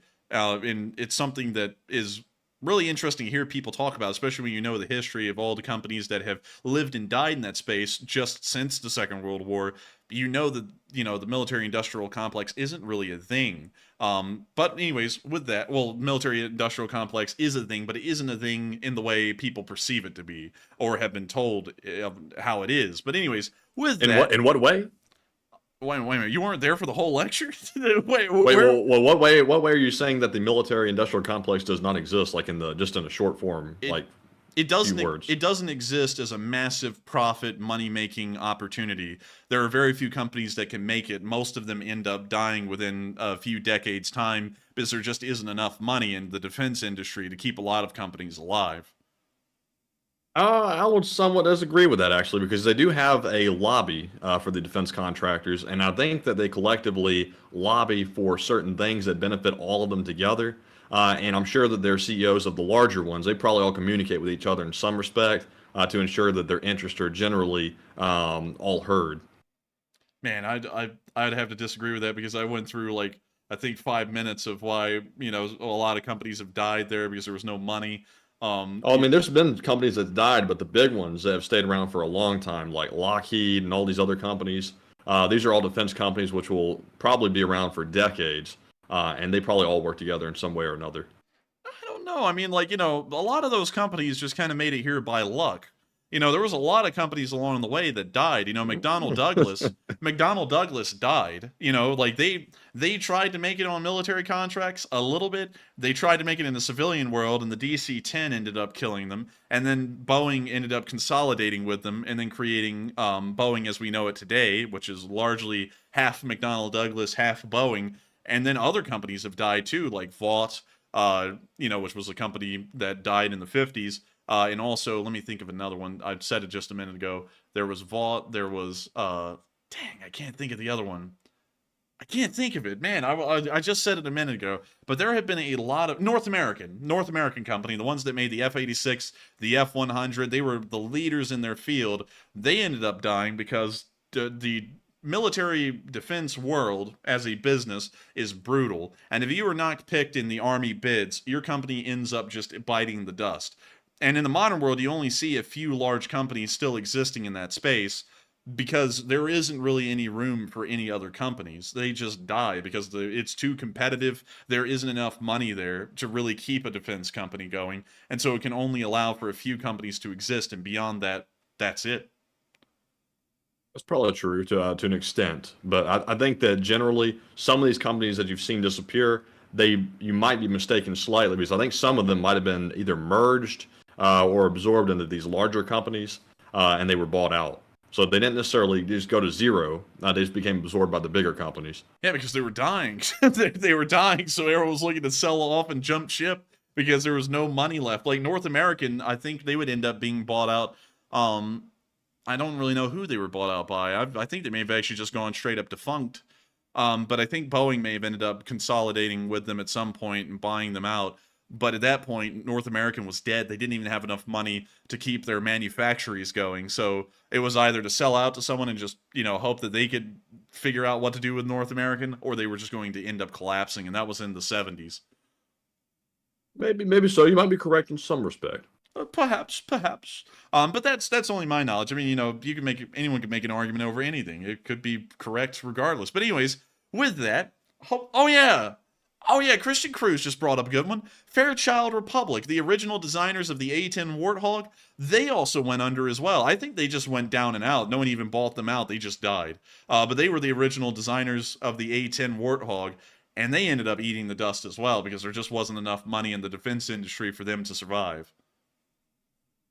Could be. Yeah, so anyways, after going through that rabbit hole for a while, I hope we addressed that fairly well. And also, what was I addressing? I don't even know.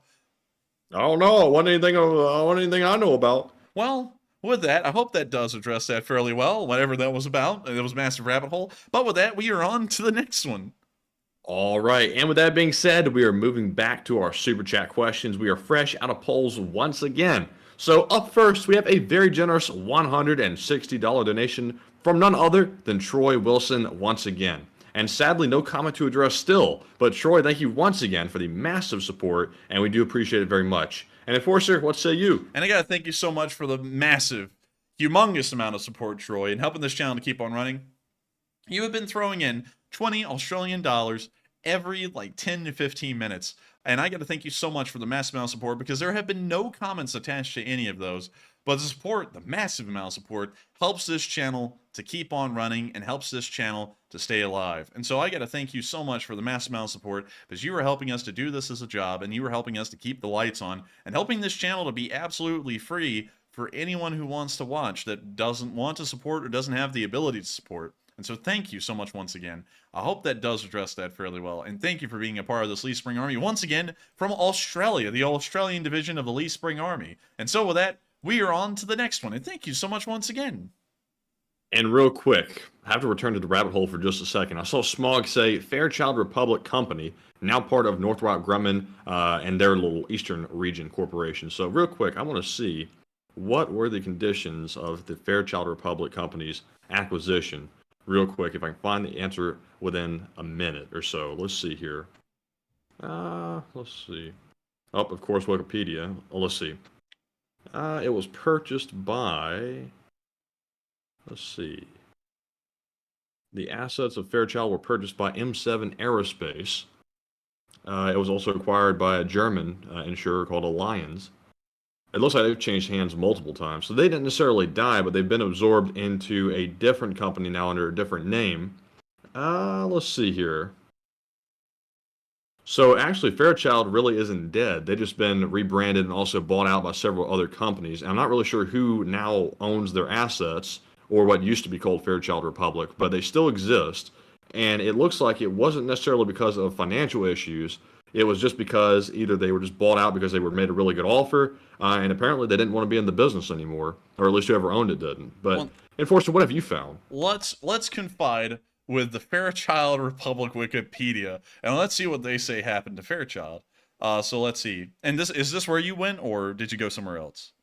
Yes, I skimmed this right here. You can see toward the end of the article, it tells you about all the acquisitions and how they changed hands and all that. Let's see. Aircraft company took over Dornier's.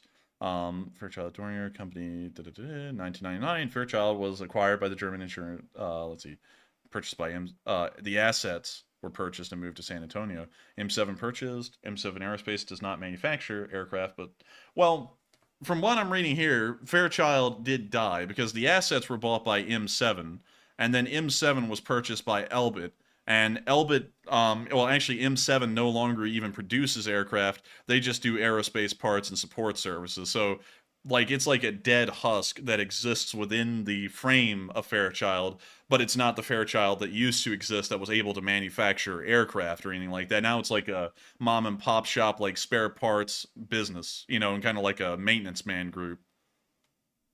Yeah, but it's still Fairchild in essence because they bought their assets, meaning that they took over the company.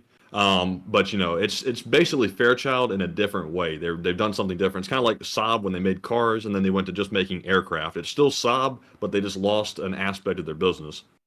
Well, I don't know. I mean, you know, because if you look at something like in another sphere, like the railroads, like when New York Central and Pennsylvania Railroad merged and they created Penn Central, they were on the down and out and dying by that point. So you could make the argument the New York Central and Pennsylvania Railroad were still there, but everybody knew at that point that both of those railroads were dying. They were not getting the proper ridership, and Penn Central was just a dead husk that was impersonating both of them at the same time and then ended up collapsing not too long later.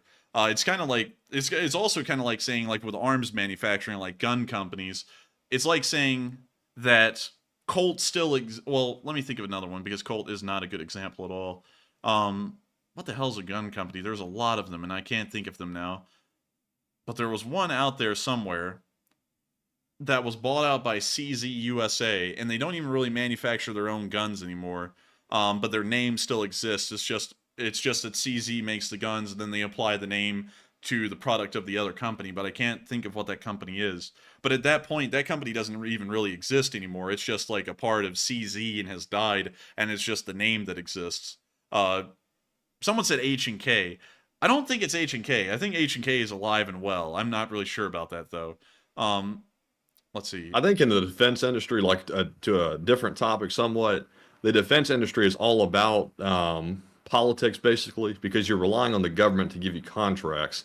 And necessarily, it isn't about having the best aircraft sometimes. It's about who you know and, you know, how many connections they've got and stuff like that. That's why I think you'll see a lot of the hires in some of these companies, these defense companies, will be people that have experience in politics. There'll be people that have connections. And sometimes they won't even hardly have any experience in the defense industry, but they hire them just for their connections. Okay, so really quickly, Matthew. Interestingly enough, everyone's been giving me the name of the company I'm thinking of, and I'll show it to you.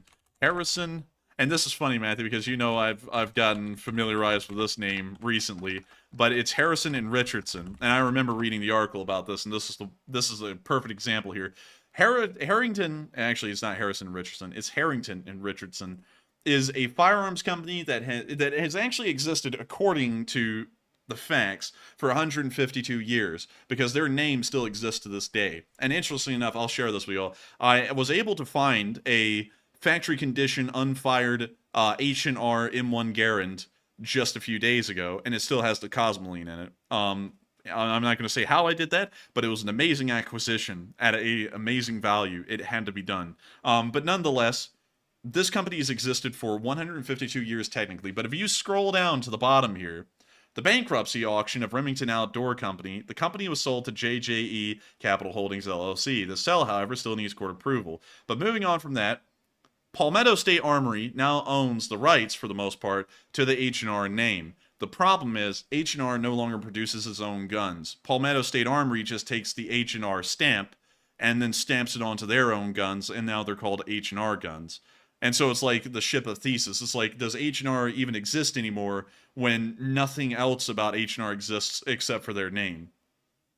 Oh yeah, they still exist because and under that premise, they would still exist. They're just simply being rebranded as another company. It's kind of like when you go into the grocery store and you see like Great Value pasta or something like that. There's a company behind that manufacturing it for Walmart, but they brand it on behalf of Walmart. So it's the same company, but just rebranded. Well, yeah, but is it the same company though if they're not even making their own products? It's like saying that sneakers is still sneakers, although the sneakers name is being put on Yeezys. Is it even a sneakers anymore, or is it just a Yeezys being called a sneakers? That just depends on who manufactures it. Well, yeah, but I mean, Palmetto State Armory is manufacturing the guns now. It's just that they're putting the H&R name onto their own guns in some instances. So it's like, does H&R even exist anymore? And in my opinion, they don't. That's not H&R anymore. That's Palmetto State Armory just putting an H&R stamp on it for nostalgia value. But beyond that, H&R is dead. It's just a name at this point. Well, I mean, if the LLC still exists and it's still a company and has assets, then H&R is still in business. I don't know. I guess, what do y'all think, chat? We'll leave it up to the chat. But with that, we've rabbit holed for that for so long. But still, thank you. I don't even know where in the world we are. I don't even know we were addressing a super chat at that point, or we just went down the rabbit hole again. But with that, if we were addressing a super chat, thank you so much once again for support. I hope we addressed that fairly well through that rabbit hole. And with that, we are on to the next one. All right. And also, let's see. Evanescent Wave said, why would a copy not want to be in business if they were making money? Let's see. I thought I understood that the first time I read it, but let me reread it the second time. Why would a copy not want to be in business? I think if I'm understanding correctly, for example, what the enforcer was saying, if Palmetto State Armory or whoever that was is manufacturing the weapon and then they want to put somebody else's name on the weapon, they feel that that name has enough value more than their own that it'll help sales. That's the theory, at least in my mind, behind it, if that's what you're referencing. Interesting. So is that what you understand? I think that may be what I understand, but honestly, at this point, I think I'm getting lost in the weeds on this one. So with that, we are on to the next one. All right. So up next, we have a $50 super chat from Howell Rose, and thank you very much, Hal, for that support. And they said, Enforcer Matt, congratulations on getting up to 150,000 subs, and no need for the LSA to seek mobilization. And thank you very much, Hal. And I'm very happy we reached 150K myself. And Enforcer, what say you? And thank you so much for the massive amount of support, Hal, and congratulating us on 150,000 subscribers. At this moment, we are actually about to reach 150,100 subscribers here in a little bit. We are only about 20 subscribers away from that. And I got to thank you so much for the massive congrats, because it has been a long time since this channel started off. It's actually going to be its 2-year anniversary before long. When did this channel get founded? I forgot. Let me go, you know what? Let me go pull up my channel over here on the second tab, and let me go see when this channel was founded, because I think Channel Day is coming around sometime soon, and it'll be the anniversary of the channel. So let me go here. That is so cool to see that it says 150K now. So this channel was founded on September 5th of 2021. So on September 5th, which is only about a month and a few days away, it will be the 2nd anniversary of this channel's existence.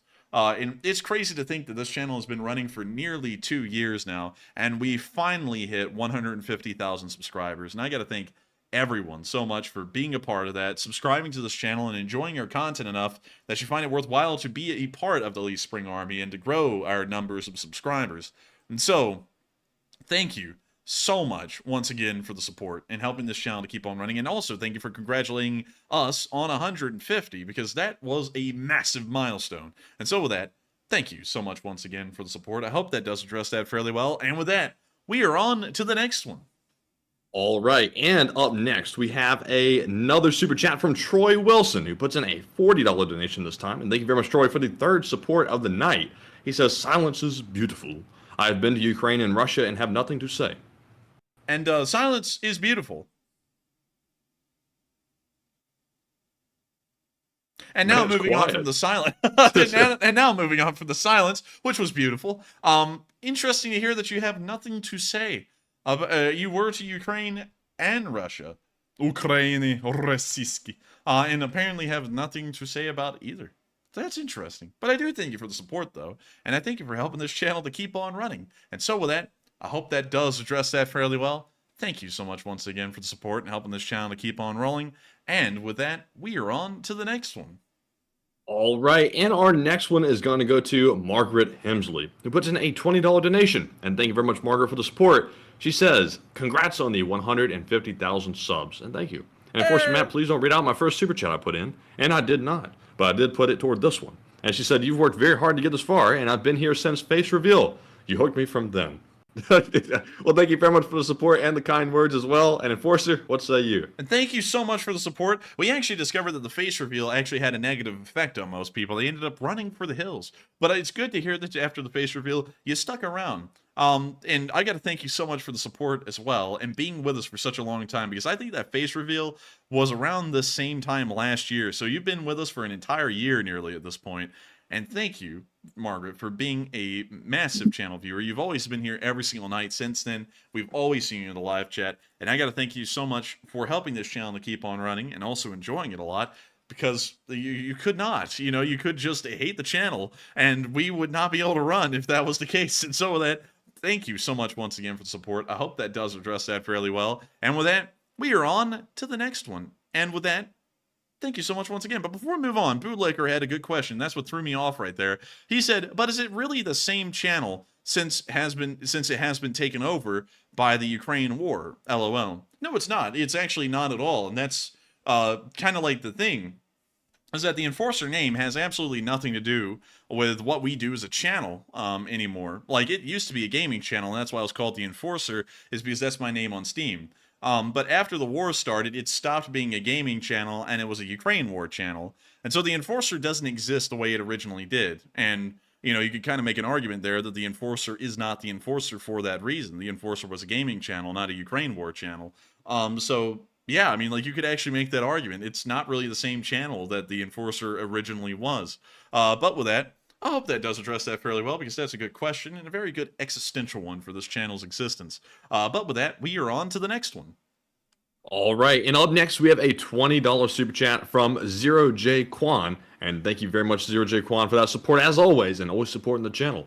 He says, Enforcer and Matt, do you think Belarus will try to act dumb and continue to test Poland, just like China does with Taiwan? And also, did you watch both Oppenheimer, and was it well made in your opinion? And we haven't watched Oppenheimer yet. I still want to see it.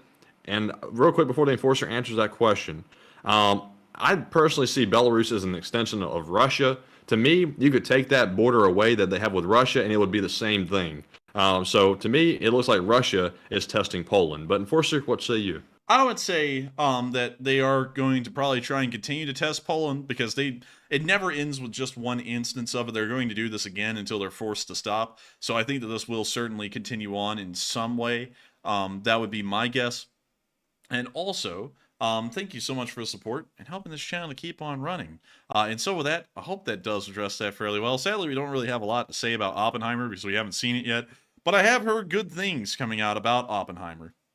So with that, thank you so much once again. I hope that does address that fairly well. And with that, we are on to the next one. I heard that. What's going on, man? Wanted to go see it today. Really? Yeah. What do you think? Can I do that?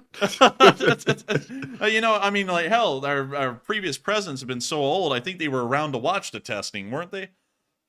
They could have been. Yeah, he's sitting there in theater. Well, that looks like what I saw back then.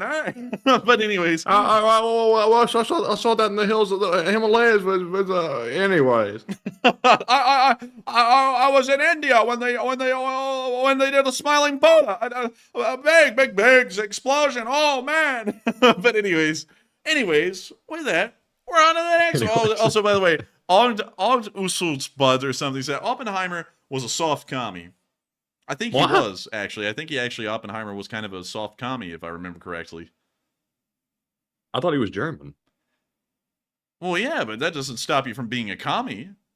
I mean, didn't he come from, those times in Germany, the rough times? I think, let me go pull it up real quick. I gotta make sure. Let's see here. Let's see, he was born... No, he was actually born in America, New York City. Did he go to Germany? Let's see here. He was born in New York City to Jewish immigrants from Germany. So, no, actually, he... wait a minute, hang on. He went to Harvard, and then he got a doctorate in physics from the University of Göttingen in Göttingen, Germany. So he did go to Germany at some time, but he immediately came back after he got his university degree, because the next thing about him is that he was at the University of Berkeley, well, actually the University of California in Berkeley, and then he became a professor there in 1936, and I think the Nazi Party had only been in power for about 4 years at that point in Germany, so he pretty much went over there for a degree and came back, I think, before the Nazis even were in power. So he wasn't really a German. You know, he was like a German by ancestry, but he was American born, so you know he's American blooded and everything. But anyways, with that, I hope that addresses that fairly well, because that guy wasn't sitting there, Matthew, and going, yes, the bomb is going to be very strong. He was in there, you know, this bomb's going to blow up a whole city block. You know, he's talking like a New Yorker or something like that. But anyways. I honestly thought he was from Germany. I thought he was brought over, you know, in that large, like, group of scientists from that bad era in Germany. I thought he was a part of that, but apparently I was totally wrong and mistaken. No, because if he was a part of Operation Paperclip, he would have come over after the war instead of during the war.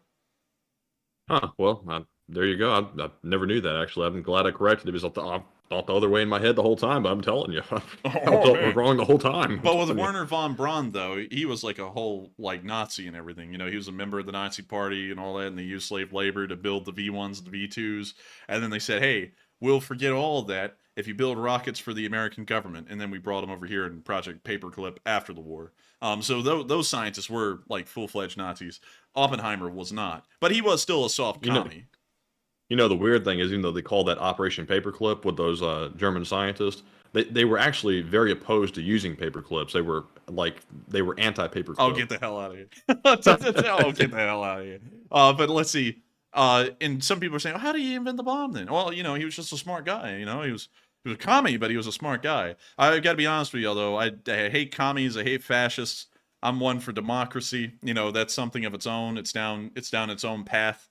It's not anything that's communist or fascist. So, you know, I'm generally... Can you really live in America and say you like communism? Because you're in a democratic country. If you really love communism, wouldn't you live in a communist country? Well, you know, that's one thing I don't really get about people on the far sides. Is like, you know, if you like fascism, you don't live in a fascist country, so why do you like it? You know, and then if you're a communist, you don't live in a communist country, so why do you like it? You know, everything you largely live in is something that isn't a product of either. It's its own thing, you know? And that's one thing that aggravates me so much, is that, you know, I'm about to go on a rant about that. But anyways, with that, we're on to the next one. All right, and up next we have a $20 super chat from Marion Deemer. And thank you very much, Marion, for that support. Sadly, no comments to address, and I think Marion already left for the night. So, thank you very much for that support. And Enforcer, what say you? And I got to thank you so much for the support, Marion, and helping this channel to keep on running, because folks like you make this channel possible. If it wasn't for folks like you, Marion, who have been long-time dedicated viewers who supported this channel, it wouldn't have been possible for us to make it this far. And so, thank you so much once again for the support. I hope that does address that fairly well. And with that, we are on to the next one. And thank you so much once again for the support. And up next, we have another super chat from Troy Wilson, yet again, who puts in a $20 donation. He says, excuse me, you wants to be, you maybe Crimea should become its own autonomous state and become DMZ and invite a NATO-free election. Interesting. That's an interesting idea for Crimea. The Ukrainians want to take it back, though. And I'd largely have to agree with them. I don't think there's any reason that they should compromise on Crimea. I think for certain that they should definitely try and get back Crimea and make it a part of Ukraine. But still an interesting concept, though. That's actually a new one. I've never heard that before. But with that, thank you so much once again for the support. I hope that does address that fairly well. And with that, we're going to be moving on to the next one. But really quickly, the talk about communism and fascism is drawing me in, because it's something that I can say without really getting super political on either side, because, you know, once you go far enough in one political direction or the other, you'll run into one or the other. You'll run into communists or you'll run into fascists. So, considering that this is an equal critique, this is allowed under the rules, it's actually kind of a loophole, because I'm not, like, you know, picking a side. I'm just critiquing everything all at the same time.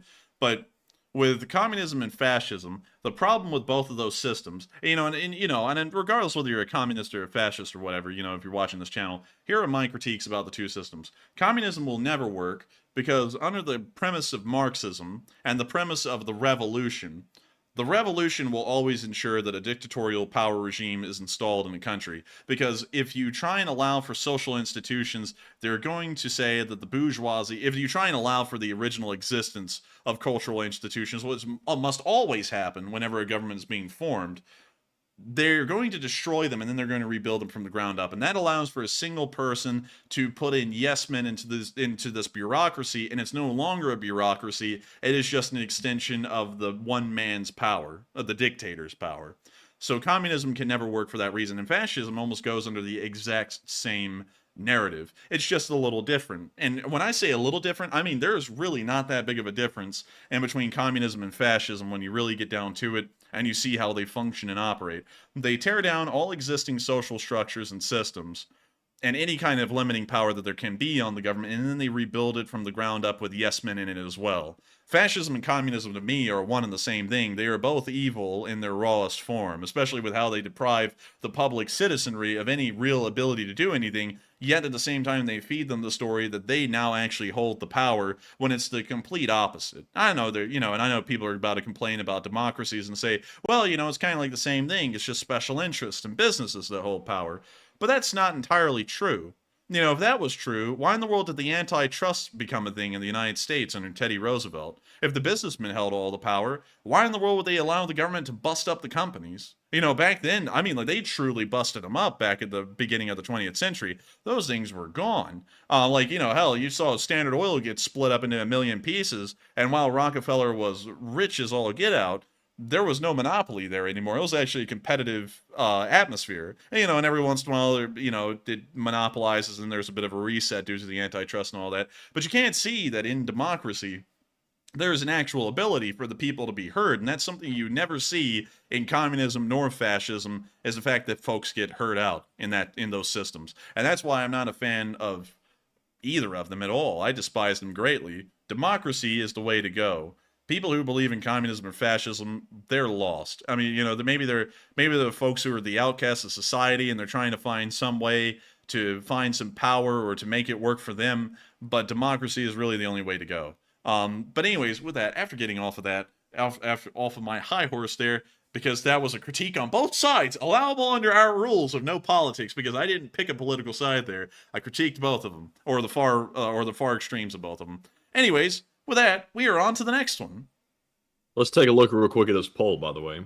Also, I want to make the point that there is a bunch of technicalities when it comes to different types of governments, and I probably honestly can't remember all of the technicalities, but I do see some folks splitting hairs about what type of government the U.S. actually is. Overall, it is considered a democracy, but of course there are more technical terms for it, but it is democratic overall. Real quick, the poll says, which system of governance do you believe is most effective? 81% said democracy. Thank you. 11% said monarchy. 4% said autocracy. Oh, gosh. 4% said communism. So I'm more shocked at the 4% that said autocracy over communism. Autocracy means one person is in charge and they hold all the power. So a dictator. North Korea, basically. But I would say definitely democracy. Monarchy. Meh. Definitely not communism or autocracy, but Enforcer, what say you? Now, historically speaking, monarchies are actually the longest lasting forms of government, and therefore probably the most successful. And also, what's interesting is that under a lot of monarchies, social structures and in things, really, institutions, actually exist under almost most, if not all, monarchies that actually allow for pushback against the monarchy. That's why you see in most monarchies, eventually those institutions would end up overthrowing the monarchy itself. For example, in France, those institutions would rise up fairly quickly after the absolutists ended up ruling France for a long while under the Bourbon family, and then they would overthrow them.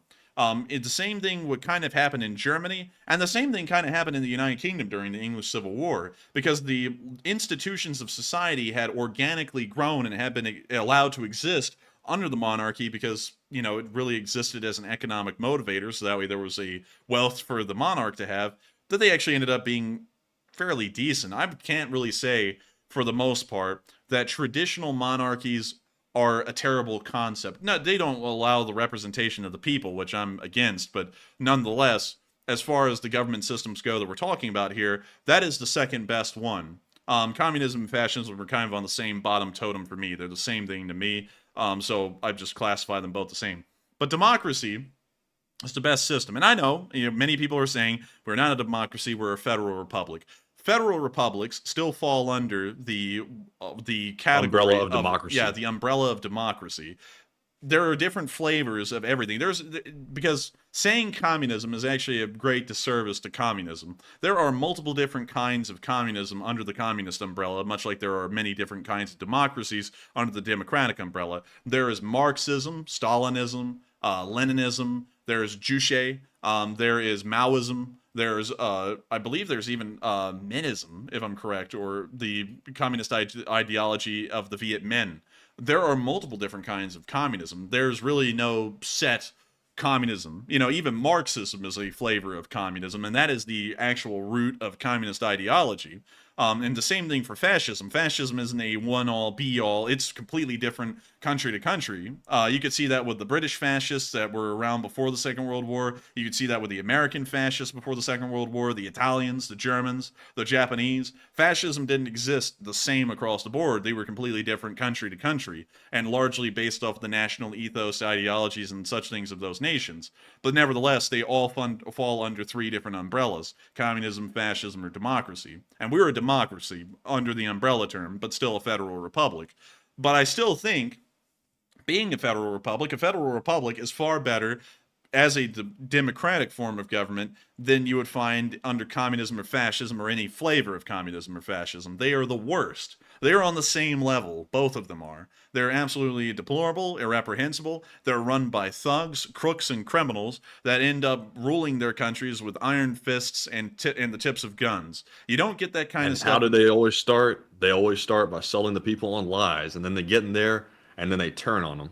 Oh, and they always sell people, both of them, always sell people on it's going to be a great time. You know, we're going to fix all the problems. Everything's going to be wonderful. Everything's going to be great. And then these people get in charge and you end up worse off than you started. And by then it's too late. And I have to admit, in theory, if you look at some of these types of governance on paper, it somewhat looks promising if you look at it, but it never works out in real life, ever. Yeah, it doesn't. It just doesn't at all. And, you know, and some people say, why did Hitler win? Hitler won because he made fascism sound like it was incredible. It sounded like it was great. It sounded like it was going to be wonderful. Everything was going to be grand. Everything was going to be perfect. That's why people went for Hitler. He was able to fool people into thinking that that was going to be a great thing for him. And look how it turned out for him. It turned out terribly. And then look at the Maoists inside of China. That turned out terribly for everyone down there. 40 million people would starve to death in just 2 years, thanks to the great leap forward and the communist ideology set out from that. And people still in China to this day live under a oppressive government that does not respect the rights of individuals, their privacy or their liberties or freedoms or anything. None of that exists in China. Even as a tourist, you have to check into a hotel every night and notify the local CCP of where you are because there are that few personal liberties even for outside travelers coming to visit for tourism. The same thing exists even to this day in Russia because of the effects of communism and also the Russian Empire, which was almost dictatorial in its own right. But those kinds of systems are not ones you want to have. They're terrible. And that's why I think that countries like the United States was actually revolutionary for the time. It was the first democracy of any kind that was existing in that moment in history, and of course would be the inspiration for the French Republic that wouldn't exist for that long afterwards, but still, it was a great system. It has persisted about as long as, well, I think as long or even longer than most democracies in history beyond the Roman Republic have existed at this point. It's been a great system. You know, it's got its flaws. Sure, every system has its flaws, but it has the least of them. And so, you know, I'm a big fan of democracy. I don't think there's anything wrong with it. And I think that it should be encouraged as a system around the world over fascism or communism. But anyways. Who was it that said that in the U.S. we preserve democracy, we don't really practice it? Who said that? I don't really know, to be honest with you. Whoever said that, though, he was speaking facts, I got to admit. We're still, in my opinion, one of the best countries on the planet. Of course, we have problems, but overall, in general, one of the best places to live, in my opinion. And I know it varies depending on the person, you know, their perspective on that. But also, we do have issues, too. Even though we are a democracy, there are some things that are messed up and things like that, but you can't expect perfection when you have a system involving normal people, because there's always going to be things that are not perfect because you're dealing with people. They're unpredictable, and there's things that can go wrong. There's corruption. But overall, though, we're doing pretty good. Even though our credit rating got taken down to a AA from a AAA today, we're still doing all right. Oh yeah, well, it's got its problems every once in a while. Everything comes in ebbs and flows. This country hasn't been on the primrose path forever. But it's still a great one. You can't really see many countries out there that have been able to do what we do. And a lot of people are always going, "Oh yeah, but other countries, there's Denmark or something like that." And nothing against Denmark or anything, but Denmark is on a smaller scale, and also Denmark, the way it exists, really the Scandinavian countries, the way they exist is really exceptional because of their communities, cultures, and society that has evolved for millennia at this point. It exists in a very special way. You can't really compare Scandinavian countries to really any other countries on Earth because of how their cultures evolved. They're just entirely different from everyone else, and they kind of get a huge benefit from that, in that their societies care a lot more about sharing, not in a communist way or anything, but they care a lot more about sharing communally than anyone else because of the harsh environmental conditions up there that they've had to endure throughout all of history. So they're very special that way. You can't really apply Scandinavian systems at all to anyone else in the world. It just can't work for them. And that's something that you see a lot, is that everyone's always like, man, why can't we be like Denmark or Sweden or Finland? It just wouldn't work because the cultures are completely different. And their way of functioning is completely dependent on the culture that exists there. If that culture was to change, their systems would no longer function. Anyways, with that, throwing out that little nugget, we are on to the next one because we've been rabbit holing for a long time.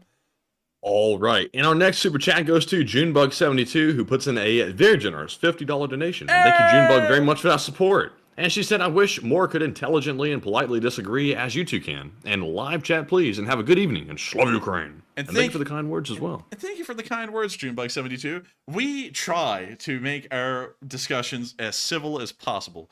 That doesn't always succeed. We always make sure to do that on camera, but sometimes we can't get a little heated behind the scenes. But we always try and make sure to come up to an agreement and make sure that it's as civil as it can be. So with that, thank you so much once again for the support, Junebug. And we will make sure to get a live chat as well. And thank you so much once again for wishing us a good evening, because I've been having a really good one. And so with that, yes, indeed. Slava Ukrainian. Let's get that live chat. And the live chat question goes to Activista, who says, "Did you hear that Italy is moving to pull out of the Belt and Road projects?" And I don't know what the situation is with Italy, but if that is true, they're going to have a hard time, because the Belt and Road Initiative is designed to pull these people in and not let them out. That's the ideal behind it. But Enforcer, what say you? That's interesting to hear. And with the Italians, though, they're in a very special situation, because beyond kind of wanting to get the trade benefits, they haven't really gotten any of those hook, line, and sinkers that the Chinese pull out on everyone else. So they kind of still have the ability to just walk away from it and have no repercussions, kind of like the Turks can right now. So really interesting to hear that. And thank you for sharing that with us, because I hadn't heard about that. But I think it's very important for the United States to encourage countries wherever they can to turn heel to the Belt and Road program, especially in Eastern Europe, the Middle East, and anywhere in Europe at all. We need to make sure that none of those countries go and join the Belt and Road program, or they turn away from it, because that is going to start combating the Western world's power, and it's also going to allow the Chinese, which I'm not a big fan of, to start growing their power as a sphere and probably become an unbeatable sphere due to the geography of the Belt and Road program. But anyways, with that, I hope that does address that very well. And thank you so much for sharing that with us. And with that, we are on to the next one. All right, and up next we have yet another super chat from Troy Wilson, who puts in a 50 this time. And thank you very much, Troy, once again for the support and carrying the support tonight. Thank you very much. Thank you. He says, "I agree what you say, but you know the Ukrainians are striking fear to the Crimean population. I think the main offense should be on Crimea and secure the ports." And I thank you for the support. And I would say, yeah, they are certainly instilling fear in the Russians that are in Crimea right now. Probably a good thing. They need to get out of there. And I think that they certainly should start their offensives with the aim of taking Crimea and reclaiming the peninsula as soon as possible. I would absolutely agree with that. And so with that, thank you so much once again for the massive amount of support, Troy, and helping this channel to keep on running. And I hope I was able to address that fairly well. And with that, we are on to the next one. And thank you so much once again. And the next one, goes to a bunch of Chinese characters that I cannot pronounce. Those actually, I'm not sure exactly. Yeah, I was about to say Japanese, but I wasn't sure. I wasn't going to say that out loud, but apparently they're Japanese characters, but I don't know how to say that or anything. I can't even begin to say that. But throw it into they Google put in Translate. Yeah, let's see what that says. Let me go over there to Google Translate. Let's see, Google. Translate. Because if I'm correct, it looks like katakana to me. Katakana script in Japanese. It's Chinese simplified. Really? Yes. It's not translating. What the hell is going on? It says fucking. I don't know if this is accurate. It says 1,000 feet. Huh. Okay. Well, That doesn't sound accurate. well, maybe it's 1,000 feet. Maybe maybe I don't know. Anyways, what does it say? What does it say? No comment left. So no context to add. But they put in a $10 donation, and thank you very much. 1,000 feet. And I thank you so much, 1,000 feet, for the support and helping this channel to keep on running, because it, of course, takes a lot more than 1,000 feet to keep this channel going. It takes millions of feet.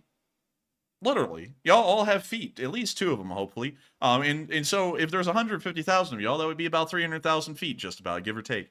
Maybe some of y'all have 3 feet or 1 foot or something. I don't know. But still, thank you so much for the support and helping this channel to keep on rolling, because folks like you make it possible. And that's really cool to hear, that we have someone who may possibly be Chinese watching this channel and supporting us and helping us to keep this thing going. That is really neat. And you may be the first Chinese member of the Leaf Spring Army we have. And so with that, thank you so much once again. I hope that does address that fairly well. And with that, we are on to the next one. All right, and our next one is yet again from Troy Wilson, who puts in a $20 donation. And thank you once again, Troy, for that 4th or 5th support of the night. He says, it really is the bargaining chip for peace. That's got to be and he's talking about Crimea. That's got to be the 10th support of the night. It's got to be more than that, at least at this point. But thank you so much once again, Troy. And I would say it certainly is a bargaining chip for peace. And I think if the Ukrainians take it, we're largely going to see the war would end at that point, because that's really all the Russians care about is Crimea. The Donbass they could give up without a problem. It's Crimea that matters. And so with that, thank you so much once again for the support. I hope that does address that fairly well. And with that, we are on to the next one. And the next one goes to CK Bold, who puts in a $10 donation and says, take a live chat question. And thank you, CK Bold, as always, for that support. And the live chat question goes to Ted B., who says, do you think that Russia chose Poland because they thought that they could attack it quickly, essentially threatening Poland to send a message to NATO? I think they probably did. And also Poland is the easiest one to go for, because they were one of the largest and most vocal supporters of Ukraine. And not only that, they're right along the border of Belarus. And doing anything to Poland is going to be considered far more seriously than doing it to a smaller Baltic state, just due to the importance of Poland, and people know Poland a little bit more. So it's all for propaganda reasons, most likely, and also to ramp up pressure. So I think they certainly did it to Poland for that reason. I would bet on money. I would bet money on that. Not bet on money, but I would bet money on that. And so with that, thank you so much once again for support. I hope that does address that fairly well. And with that, we're about to be moving on to the next one. And someone said, a Chinese person from behind the Great Firewall? And that's why I'm pretty impressed, because most people in China rarely ever escape the Great Firewall. So if they escaped it somehow and got onto this channel and then decided to support us, that is actually nuts. Like, the rarity of that is like 1 in a million, like 1 in a billion, really, as far as we go, because I think that's our first Chinese viewer or supporter, and there are 1.2 billion people in China, and they are the first out of 1.2 billion that we know about. But anyways, with that, we are on to the next one. All right, and the next one goes to that guy who puts in a $10 donation and says the upcoming elections in Russia and Belarus ought to be very revealing and interesting indeed. They will be. Oh, yeah. I wonder how rigged they'll be this time. Yeah, because Putin is going to win by 104%. There are going to be people traveling from outside of Russia to vote in that one. But thank you so much for the support, and I would agree. It is certainly going to be very telling, just in a matter of a few short months, I believe. And so with that, we are on to the next one. But thank you so much once again. All right, and up next, we have 2 more $10 super chats from that guy. And thank you very much for the support. Excuse me. In the first one, he says, Solidarnosc, tidy bowl for the trenches. And the second one, he says, a nation without values cannot produce anything of value. And thank you for the support. I don't know what the first one means, so unfortunately, I'll have to declare ignorance on that one. But the second one, I would certainly agree. Nations always have to have a goal and a purpose. And the reason why is because you have to unite people under a common objective or a common goal, regardless of what that is, to try and keep the nation cohesive. That is just a natural part of governance. So you always have to have some kind of national values. You can come up with whatever values you want, but you have to have some kind of values, so that way the public feels like there is some uniting principle amongst all of them that makes them a nation or an actual entity. So I would certainly agree with that from a theoretical perspective. And so with that, thank you so much once again for support that guy. I hope that does address both of those fairly well. And with that, we are on to the next one. Oh, all right. And up next, we have another $20 super chat from Troy Wilson. He says, "Yup, all forces on Crimea go forward." And I would agree with that completely. And thank you so much once again for the support. And hopefully we will see a full offensive pulled on Crimea relatively soon. They're already working on that, actually. They're doing it right now. But hopefully it'll start to pick up a lot more steam here within the next few months. Hopefully you will even take it by winter. But I'm going to be honest, I'm not really expecting that. But I'll be surprised if they do. And so with that, thank you so much once again for the support. And with that, we are on to the next one. And the next one goes to Mace LSA, who puts in a $10 donation. And thank you, Mace, for the support. He says, "Baba Yaga." Oh, dear. Oh, Baba Yaga. He's Baba Yaga, Balad. But anyways, thank you so much once again for the support and helping this channel to keep on running, Mace. And Baba Yaga. I mean, like, that story just doesn't even make sense to me. But anyways, thank you so much once again, and we are on to the next one. All right, and up next we have a $10 super chat from Steve Blanchard, who says, "This is akin to Germany attacking a Polish radio station on the German border in September of '39. Even though they used German inmates dressed up as Polish soldiers to murder, Belarus is guilty." I would agree. I think the Belarusians are certainly guilty of that border violation today without a doubt. That's been confirmed at this point, and I think that they should certainly pay for that. And so with that, thank you so much once again for support. I hope that does address that fairly well. And with that, we are on to the next one. All right, and our next super chat is going to go to Little Something Jam, who says, "As a son of a Cuban immigrant," and they put in a $10 donation, by the way, thank you. They said, "As a son of a Cuban immigrant, I've seen what a communist dictatorship government has done to a once prosperous country, and you can't even buy toilet paper there. Congrats on 150,000 subs, and keep up the great work.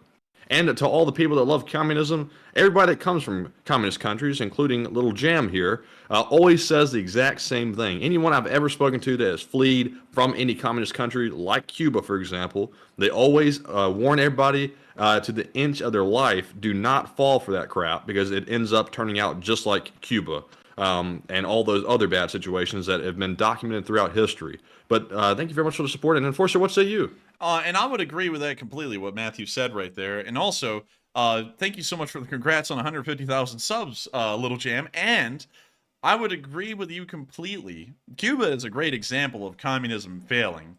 But at the same time, I also have to say this. While communism fails, I always have to make this fair, you know, because some people are going to be, "Oh, why are you not talking about fascism?" Communism fails a lot. But so do fascist dictatorships as well. Those also fail at the same rapidity. I feel like those fail a lot more. But the only redeeming quality about dictatorships is that when in the right conditions, they eventually erode into democracies. Because for a long time, South Korea and Taiwan were full-fledged dictatorships. South Korea would be a dictatorship from the 1950s all the way up until the 1980s, when student revolutions finally overthrew the last dictator in South Korea and brought forward a democracy. So there was a little bit of a redeeming quality there. But then again, you can say the same thing for communism, like the Soviet Union. Eventually, the internal powers eroded away communism and also brought forward a democracy for an incredibly short time. And then it went back into being an autocratic dictatorship like we see now with Putin. But nonetheless, really, putting an equal critique on both communism and fascism, really the only redeeming quality about them is that they both eventually erode away because they just suck so bad that they do turn into democracies. Although, you know, the existence and longevity of that's in question, because it depends on country to country. Nevertheless, Cuba is a terrible example of communism. It's probably where it failed the most outside of North Korea. Because if you go there now, they don't even have running electricity, I believe, in most parts of the country. And if they do, it's rare. And even now, it's in even worse state, I believe, than it ever has been. And it's a terrible place. And people like you, Little Jam, your family flees from there. And then people also flee from dictatorships as well. There's a lot of Iranian refugees that live in the United States. And that is a dictatorship on the other end of the spectrum. It's a fascist dictatorship for the most part, as far as one can explain it. And people flee from both of those countries to come here. And what is the same thing that all of them dislike? They don't dislike their cultures. They love their cultures. You can tell that when they come here because they form little enclaves like little Irans or little Cubas. They love their culture, and there's nothing wrong with that. That's amazing. You know, it's great to know that people like to keep their cultures alive. But the one thing that they all hate are the dictatorships and the brutal governments that are in charge of their countries. And that's the one thing that unites really every single American, I believe, except for those small fringe groups on the edges, is that everybody hates folks coming around and telling them what they can and can't do. And that's what it all comes down to at the end of it. And once you boil everything off of it. And so with that, thank you so much once again for the support, Little Jam. I hope that does address that fairly well. And thank you so much once again for helping this channel to keep on running. And with that, we are on to the next one. And the next one is from that guy, once again, who puts in a 7 and says, Israel is not Switzerland. If you attack anything flagged by Israel, you're in deep bliat. And that's true. I would have to agree with that. And so with that, thank you so much once again for the support. I hope that does address that fairly well. And with that, we are on to the next one. And yet again, we have another 20 from Troy Wilson. He says, I think the AFU should launch an attack on the Kinburn Strip. I think they should as well, because if they were able to secure that, I think they could actually secure a shipping channel directly into Mykolaiv, which could also help them, if the blockade doesn't exist, with further processing grain shipments and maybe even other shipments of the super secret cool stuff. And so with that, thank you so much once again for the support. I hope that does address that fairly well. And with that, we are on to the next one. And the next one goes to Dark Warrior 137, who puts in a 5 and says, I wonder if Russia is trying to make Belarus declare war on Poland so they can use Belarus's nukes defensively and then try to say, no nuking Russia, LOL. Huh, that's an I thank you for the support first off, and that is actually a really interesting way of looking at it. That might entirely be the way it goes. That's food for thought right there, for sure. And so with that, thank you so much once again for the support. I hope that does address that fairly well. And with that, we are on to the next one. And this one goes to Epic Trains Canada, who puts in a 5 and says, what would happen if Poland and NATO invaded Belarus and took it over? And would Russia be legally required to retaliate? And Igor, Slava Ukraine. Igor! And Slava Ukraine. And to answer that question, I think the Belarusians and the Russians actually have a defensive pact with each other. So if Belarus got invaded, I think the Russians would respond kind of like kind of like how NATO would respond if Poland got invaded by Belarus. So I think a war in between Poland and Belarus would end up being a world war, just due to the defensive pacts that both sides have, from what I understand. But with that, thank you so much once again for the support. I hope that does address that fairly well. And with that, we are on to the next one. And up next, we have a $5 super chat from Ignis, Lord of Flames, who says, why do you think Belarus is trying to threaten Poland? Surely they know they can't just go toe-to-toe with them, and maybe they're just trolling. I think they're not trolling. I think this is a serious attempt at escalation here. And I don't know why they did that. I guess they did it as a draw from the Warsaw Uprising anniversary, perhaps. I don't really know what they would have done it for, because escalation isn't going to provide any benefits for the Belarusians or anyone. It's just going to provide more war and more suffering for really no reason. But with that, I hope that does address that fairly well. And thank you so much once again for the support. And with that, we are on to the next one. And up next, we have a 5 again from that guy, who says, if I had an all-seeing system with that advanced tech, it can see everything, even assets moving on the ground, then why would I tell anyone or confirm it? That's a good question. And I don't think anyone would say anything about that. But at the same time, why would they deny that the Belarusians entered their... Well, yeah, then again, they would be trying to hide the proof of the system. Kind of like how the U.S. tried to hide the proof that we had a whole bunch of hydrophones, which are microphones that operate underwater, placed in the North Atlantic, even around the Titanic wreck. It goes way out here. And that's actually why we were able to hear that the Titan submersible blew up, is because one of those microphones in the area picked up the sound of the implosion. Did you know that, Matthew? I did. Oh, yeah. Well, I was wondering, because some people were under the misconception that they were microphones along the coast that picked up the sound of the implosion. It was actually a microphone that was pretty local to the area that picked up the explosion, although we don't know where it is because the system is still heavily classified. We just got information that we have a massive network of hydrophones out there to be able to pick up the sound of Russian or Chinese submarines sailing around out here in the North Atlantic. But anyways, with that, thank you so much once again for support. I hope that does address that fairly well. And with that, we're on to the next one. And the next one goes to Mr. E-Man, who puts in a 5 and says, congratulations on 150K, and please take another question from the chat. Hey, thank you so much for the congrats on 150K, and we will make sure to get a live chat. But thank you so much once again for the support, Mr. E-Man. And what do we got? And the question from the chat goes to Enforcer for President, who says, do you think Poland will be using some of the U.S. troops to help at the border?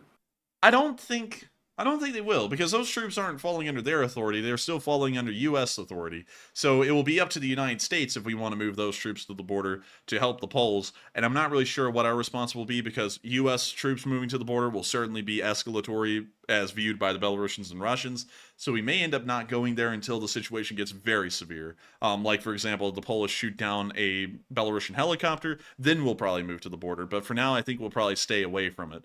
So with that, thank you so much once again for sponsoring that live chat, Mr. Eamon. And with that, we are on to the next one. And up next, we have yet another $20 super chat from Troy Wilson. Thank you very much, Troy, once again for the crazy support of the night. He says, or more or less a paratrooper unit on the Endergon nuke plant in Zaporizhia. And I thank you so much once again for the support. And you've been throwing in a load of support tonight, Troy. And I would say, maybe, the paratrooper group dropping on Enerdar, yeah, that's something I can see. Or they could just run across the empty reservoir and over there and just take it. One or the other, but I would think that setting up a security perimeter around the Zaporizhia power plant is also a very important priority for Ukraine at the moment. And so with that, thank you so much once again for the support, Troy. I hope that does address that fairly well. And with that, we are on to the next one.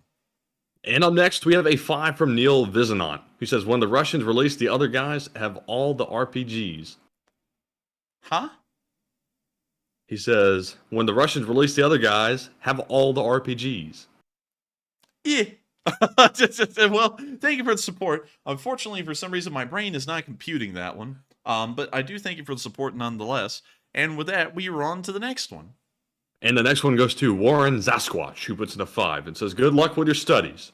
Thank you. Hey, wow. Thank you. But, man. But thank you so much once again for the support. And thank you for wishing us well on our studies. Hopefully, the wishes do turn out well. And so with that, thank you so much once again. I hope that does address that fairly well. And with that, we are on to the next one. And the next one goes to Dwayne Porter, who puts in a 5 and says, I have an EAA witness, which is just like the CZ. Interesting. Interesting. I thank you so much for the support and sharing that with me. And with that, we are on to the next one. And by the way, Mandy, someone told me in the live chat earlier, and this is what happened. Colt was actually bought out by CZ. Did you know that? Colt bought out by CZ. No, I did not. Yeah, I was kind of shocked to learn that one day, and it actually made me quite sad, because it kind of ends the whole thing of Colt being a cool American firearms company, because now it's just kind of like a corpse being operated by a Czech company. You know, nothing wrong with Czech gun companies or anything, but Colt is like as American as Disney is in the gun world. So, you know, kind of sad to hear that, you know, it got bought out by a foreign company. It isn't really an American company anymore. But anyways, apparently CZ knows to handle their money better than Colt, or, you know, they can handle their management. Apparently, I mean, oh man, I'm telling you. But anyways, with that, we're on to the next one. All right, and up next we have a $5 super chat from Bob Anon, who says, I wonder if the LSA will end up bigger than the Russian army by the end of the war. And Slav Ukraine. And Slav Ukraine. And we may. If everyone keeps subscribing, we may. And also, someone said, is CZ US? No, CZ. I think they're Czech, aren't they? They are Czech. Let me make sure. Yep. Checkmate. They are Czech. They are about as Czech as they get. Let me type in CZ arms. CZ does have a United States component, though. Yeah, but everyone has a U.S. component. Like Kalashnikov even has a Kalashnikov USA, but that doesn't make them American. They are still as Russian as they come. But the CZ company is a Czech company. There's their headquarters right there. CZ Czech Republic Firearms Manufacturer HQ, and it's man, their HQ is bussin'. Like it's decked out. Oh, you've seen it before?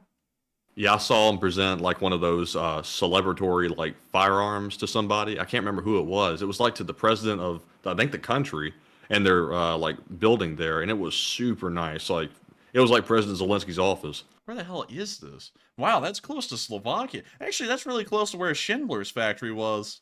Huh. What do you know?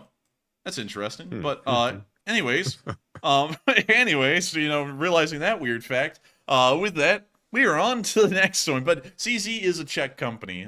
So Colt is now owned by the CZ company based out of the Czech Republic. But with that, we're on to the next one. All right, and up next, once again, Troy Wilson, who puts in a 20, and thank you very much once again. He says, what I meant to say is that the Ukraine Special Forces should act immediately to secure the plant. And thank you so much once again for the support, Troy. And thank you for being a massive supporter of this channel and helping this thing to keep on rolling. And I would say that they should. I would certainly agree with that. Special forces should secure the power plant, create a perimeter around it any way possible to make sure the Russians cannot pull off any nefarious plans that they may have in that area. And so with that, thank you so much once again for support. I hope that does address that fairly well. And someone said CCUSA is in Kansas City, and thank you for sharing that. But the thing is that just because you have an American subsidiary of your company, that does not mean that the company is based out of America. Mercedes is a German automobile company, but they also have Mercedes USA. That does not mean that Mercedes is an American company. That just means that the German company has an American subsidiary that operates in the United States. Subsidiary. Thank you for correcting that, Matthew. That is, that's something like Kazakhstan. But anyways, thank you for clarifying that, because I knew I was saying that wrong at some point. I didn't know how, but I knew I was. But still, thank you for clarifying that, Matthew. And I hope I addressed that fairly well. But with that, we were on to the next one. And the next one goes to Nasty Clark, who puts in a 5 and says, "I am the first generation that was born and lives in a free country. And but can we get a 3 times hooray for Troy?" Hooray! Hooray! Hooray! And so with that, thank you so much once again for the support, and great to hear that you were born in the US of A. Hopefully in the US of A. And so with that, thank you so much once again. I hope that does address that fairly well. And with that, we are on to the next one.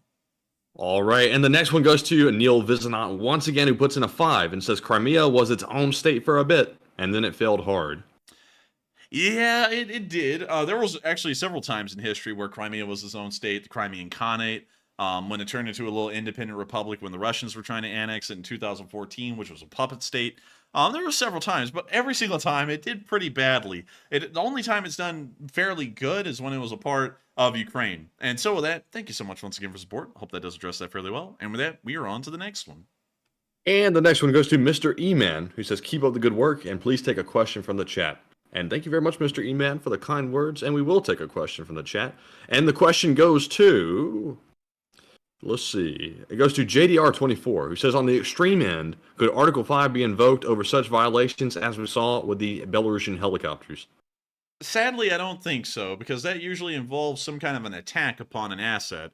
And at the moment, we only saw them fly over Polish airspace, but that's still a serious violation as it comes. So I don't think Article 4 or 5 could be invoked over that, but it is an escalation nonetheless. And so with that, I hope that does address that fairly well. Thank you so much once again. And with that, we are on to the next one. And the next one is from Troy Wilson. He puts in another $20 donation. And thank you very much, Troy, once again for the support. And I think he loves to hear us say, "Thank you very much, Troy, for the support." And thank you, and thank you very much. And thank you very much, Troy, for the support. You didn't throw in a comment that time, but you are helping this channel to keep on running. You're helping the gears to keep on turning, burning, and everything else. So thank you so much once again. I hope that does address that fairly well. And with that, we are on to the next one. And also, good night, and thank you, Junebug72. I saw they're leaving for the night. Good night. And also, indeed. And also, up next, we have a $5 super chat from Neil Vizanot once again. He says, "What animals say when..." Oh, excuse me. "What animals say was when the Russians realized other guys have all the RPGs. Damn autocorrect." And thank you for the support, Neil. And I hate to say it, I'm still not understanding it. Do you understand it, Matthew? Well, let's see. Wow. I think he means to say that everybody has RPGs except for Russia, and they just realized that. I would agree. And so that, thank you so much once again for the support, Neil. I hope that does address that fairly well. And thank you so much once again for supporting this channel and helping us to keep this thing running. And with that, we are on to the next one. And this one goes to the entire family. Billy, Joe, Carl, Bob, Danny, and Frank. They put in a 5 and says, "Apart from the headwear, there's also a well-known dessert by the same name, balaclava." It's actually baklava, though. I think you got it backwards. And they said Turkish Ottoman Empire origin. And check it out, 150K. Yes, celebrate. Yes. And it's a baklava. Sadly, not a balaclava, but we have had these before, and they are good. They are munchy, crunchy. I love them. They're great. But still, that is a baklava. And I thank you so much once again for the support and helping this channel to keep on running. And also, thank you so much for the congrats on 150K. Because it's taken a long time. 2 years nearly. And we finally did it. 150K. Where's that plaque, YouTube? Where's the plaque? But still, Thank you Man, so I'm much. about to go on Etsy and have somebody make us a plaque since YouTube won't give us one. Man, we're about to go on to Etsy. We're about to get that plaque. We're about to get all kinds of stuff. Never mind. I'll save that for another time. But with that, thank you so much once again for the support. I hope that does address that fairly well. And with that, we are on to the next one. Welcome back to the whole family. It's been a while since we've seen you, and it's good to have you back tonight. And so with that, we are on to the next one. All right, and the next one goes to Bob Anon once again, who puts in a 5 and says, an economics teacher I had used to say the best form of government was the benevolent dictatorship, but they are rare and only last one generation. And I thank you for the support. I would have to disagree with that because the fact it's a dictatorship and that only lasts for a generation, you know, it immediately is overturned. You know, like the government system is a dictatorship. You may have a benevolent dictator, but that still does not change the fact it is a dictatorship. So in my opinion, I would say it's still a bad form of governance to have a dictatorship of any kind, even if the dictator is benevolent, because as soon as he dies, the next one may not be benevolent, and then things go up, crap creek with no paddle. But still, thank you so much for the support and sharing that with me, because that is interesting to hear. And with that, we are on to the next one. And thank you so much once again. All right, and the next one goes to Neil Viznon, who puts in a 5 and says, sorry about the weird chats, my computer hates me tonight. And thank you so much for the support, Neil. It's perfectly fine. And sometimes our computers hate us. I think my computer hates me at this point because I'm always on it doing something and it wants to die. But with that, thank you so much once again for support. I hope that does address that fairly well. And with that, we are on to the next one.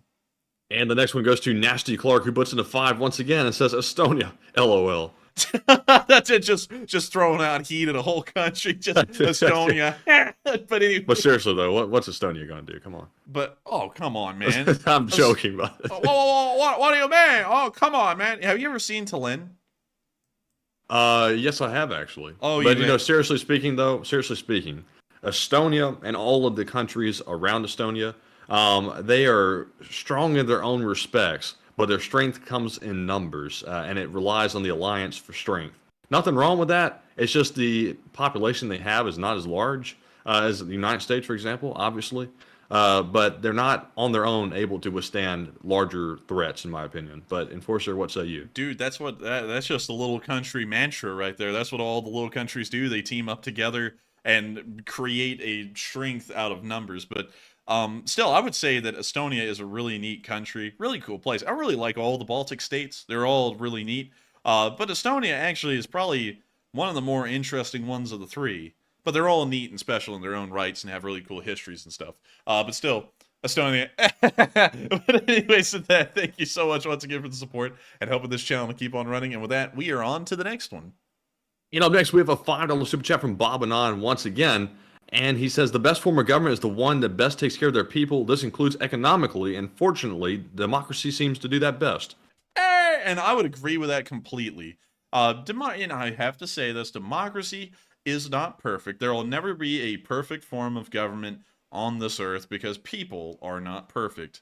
And someone's about to say, oh, what do you mean people are not perfect? Listen, man, look at yourself. And think, have I done everything right in life? Do I have any regrets? I'm sure you have regrets. Everyone's got regrets. If you don't, you might be a sociopath. And if people can't be perfect, why in the world would a government or anything we ever do be perfect every single time? And that's one thing I believe in entirely. And that's why I think that looking at things realistically, democracy is the best form of government there is. It's the best to provide. It's the best ever.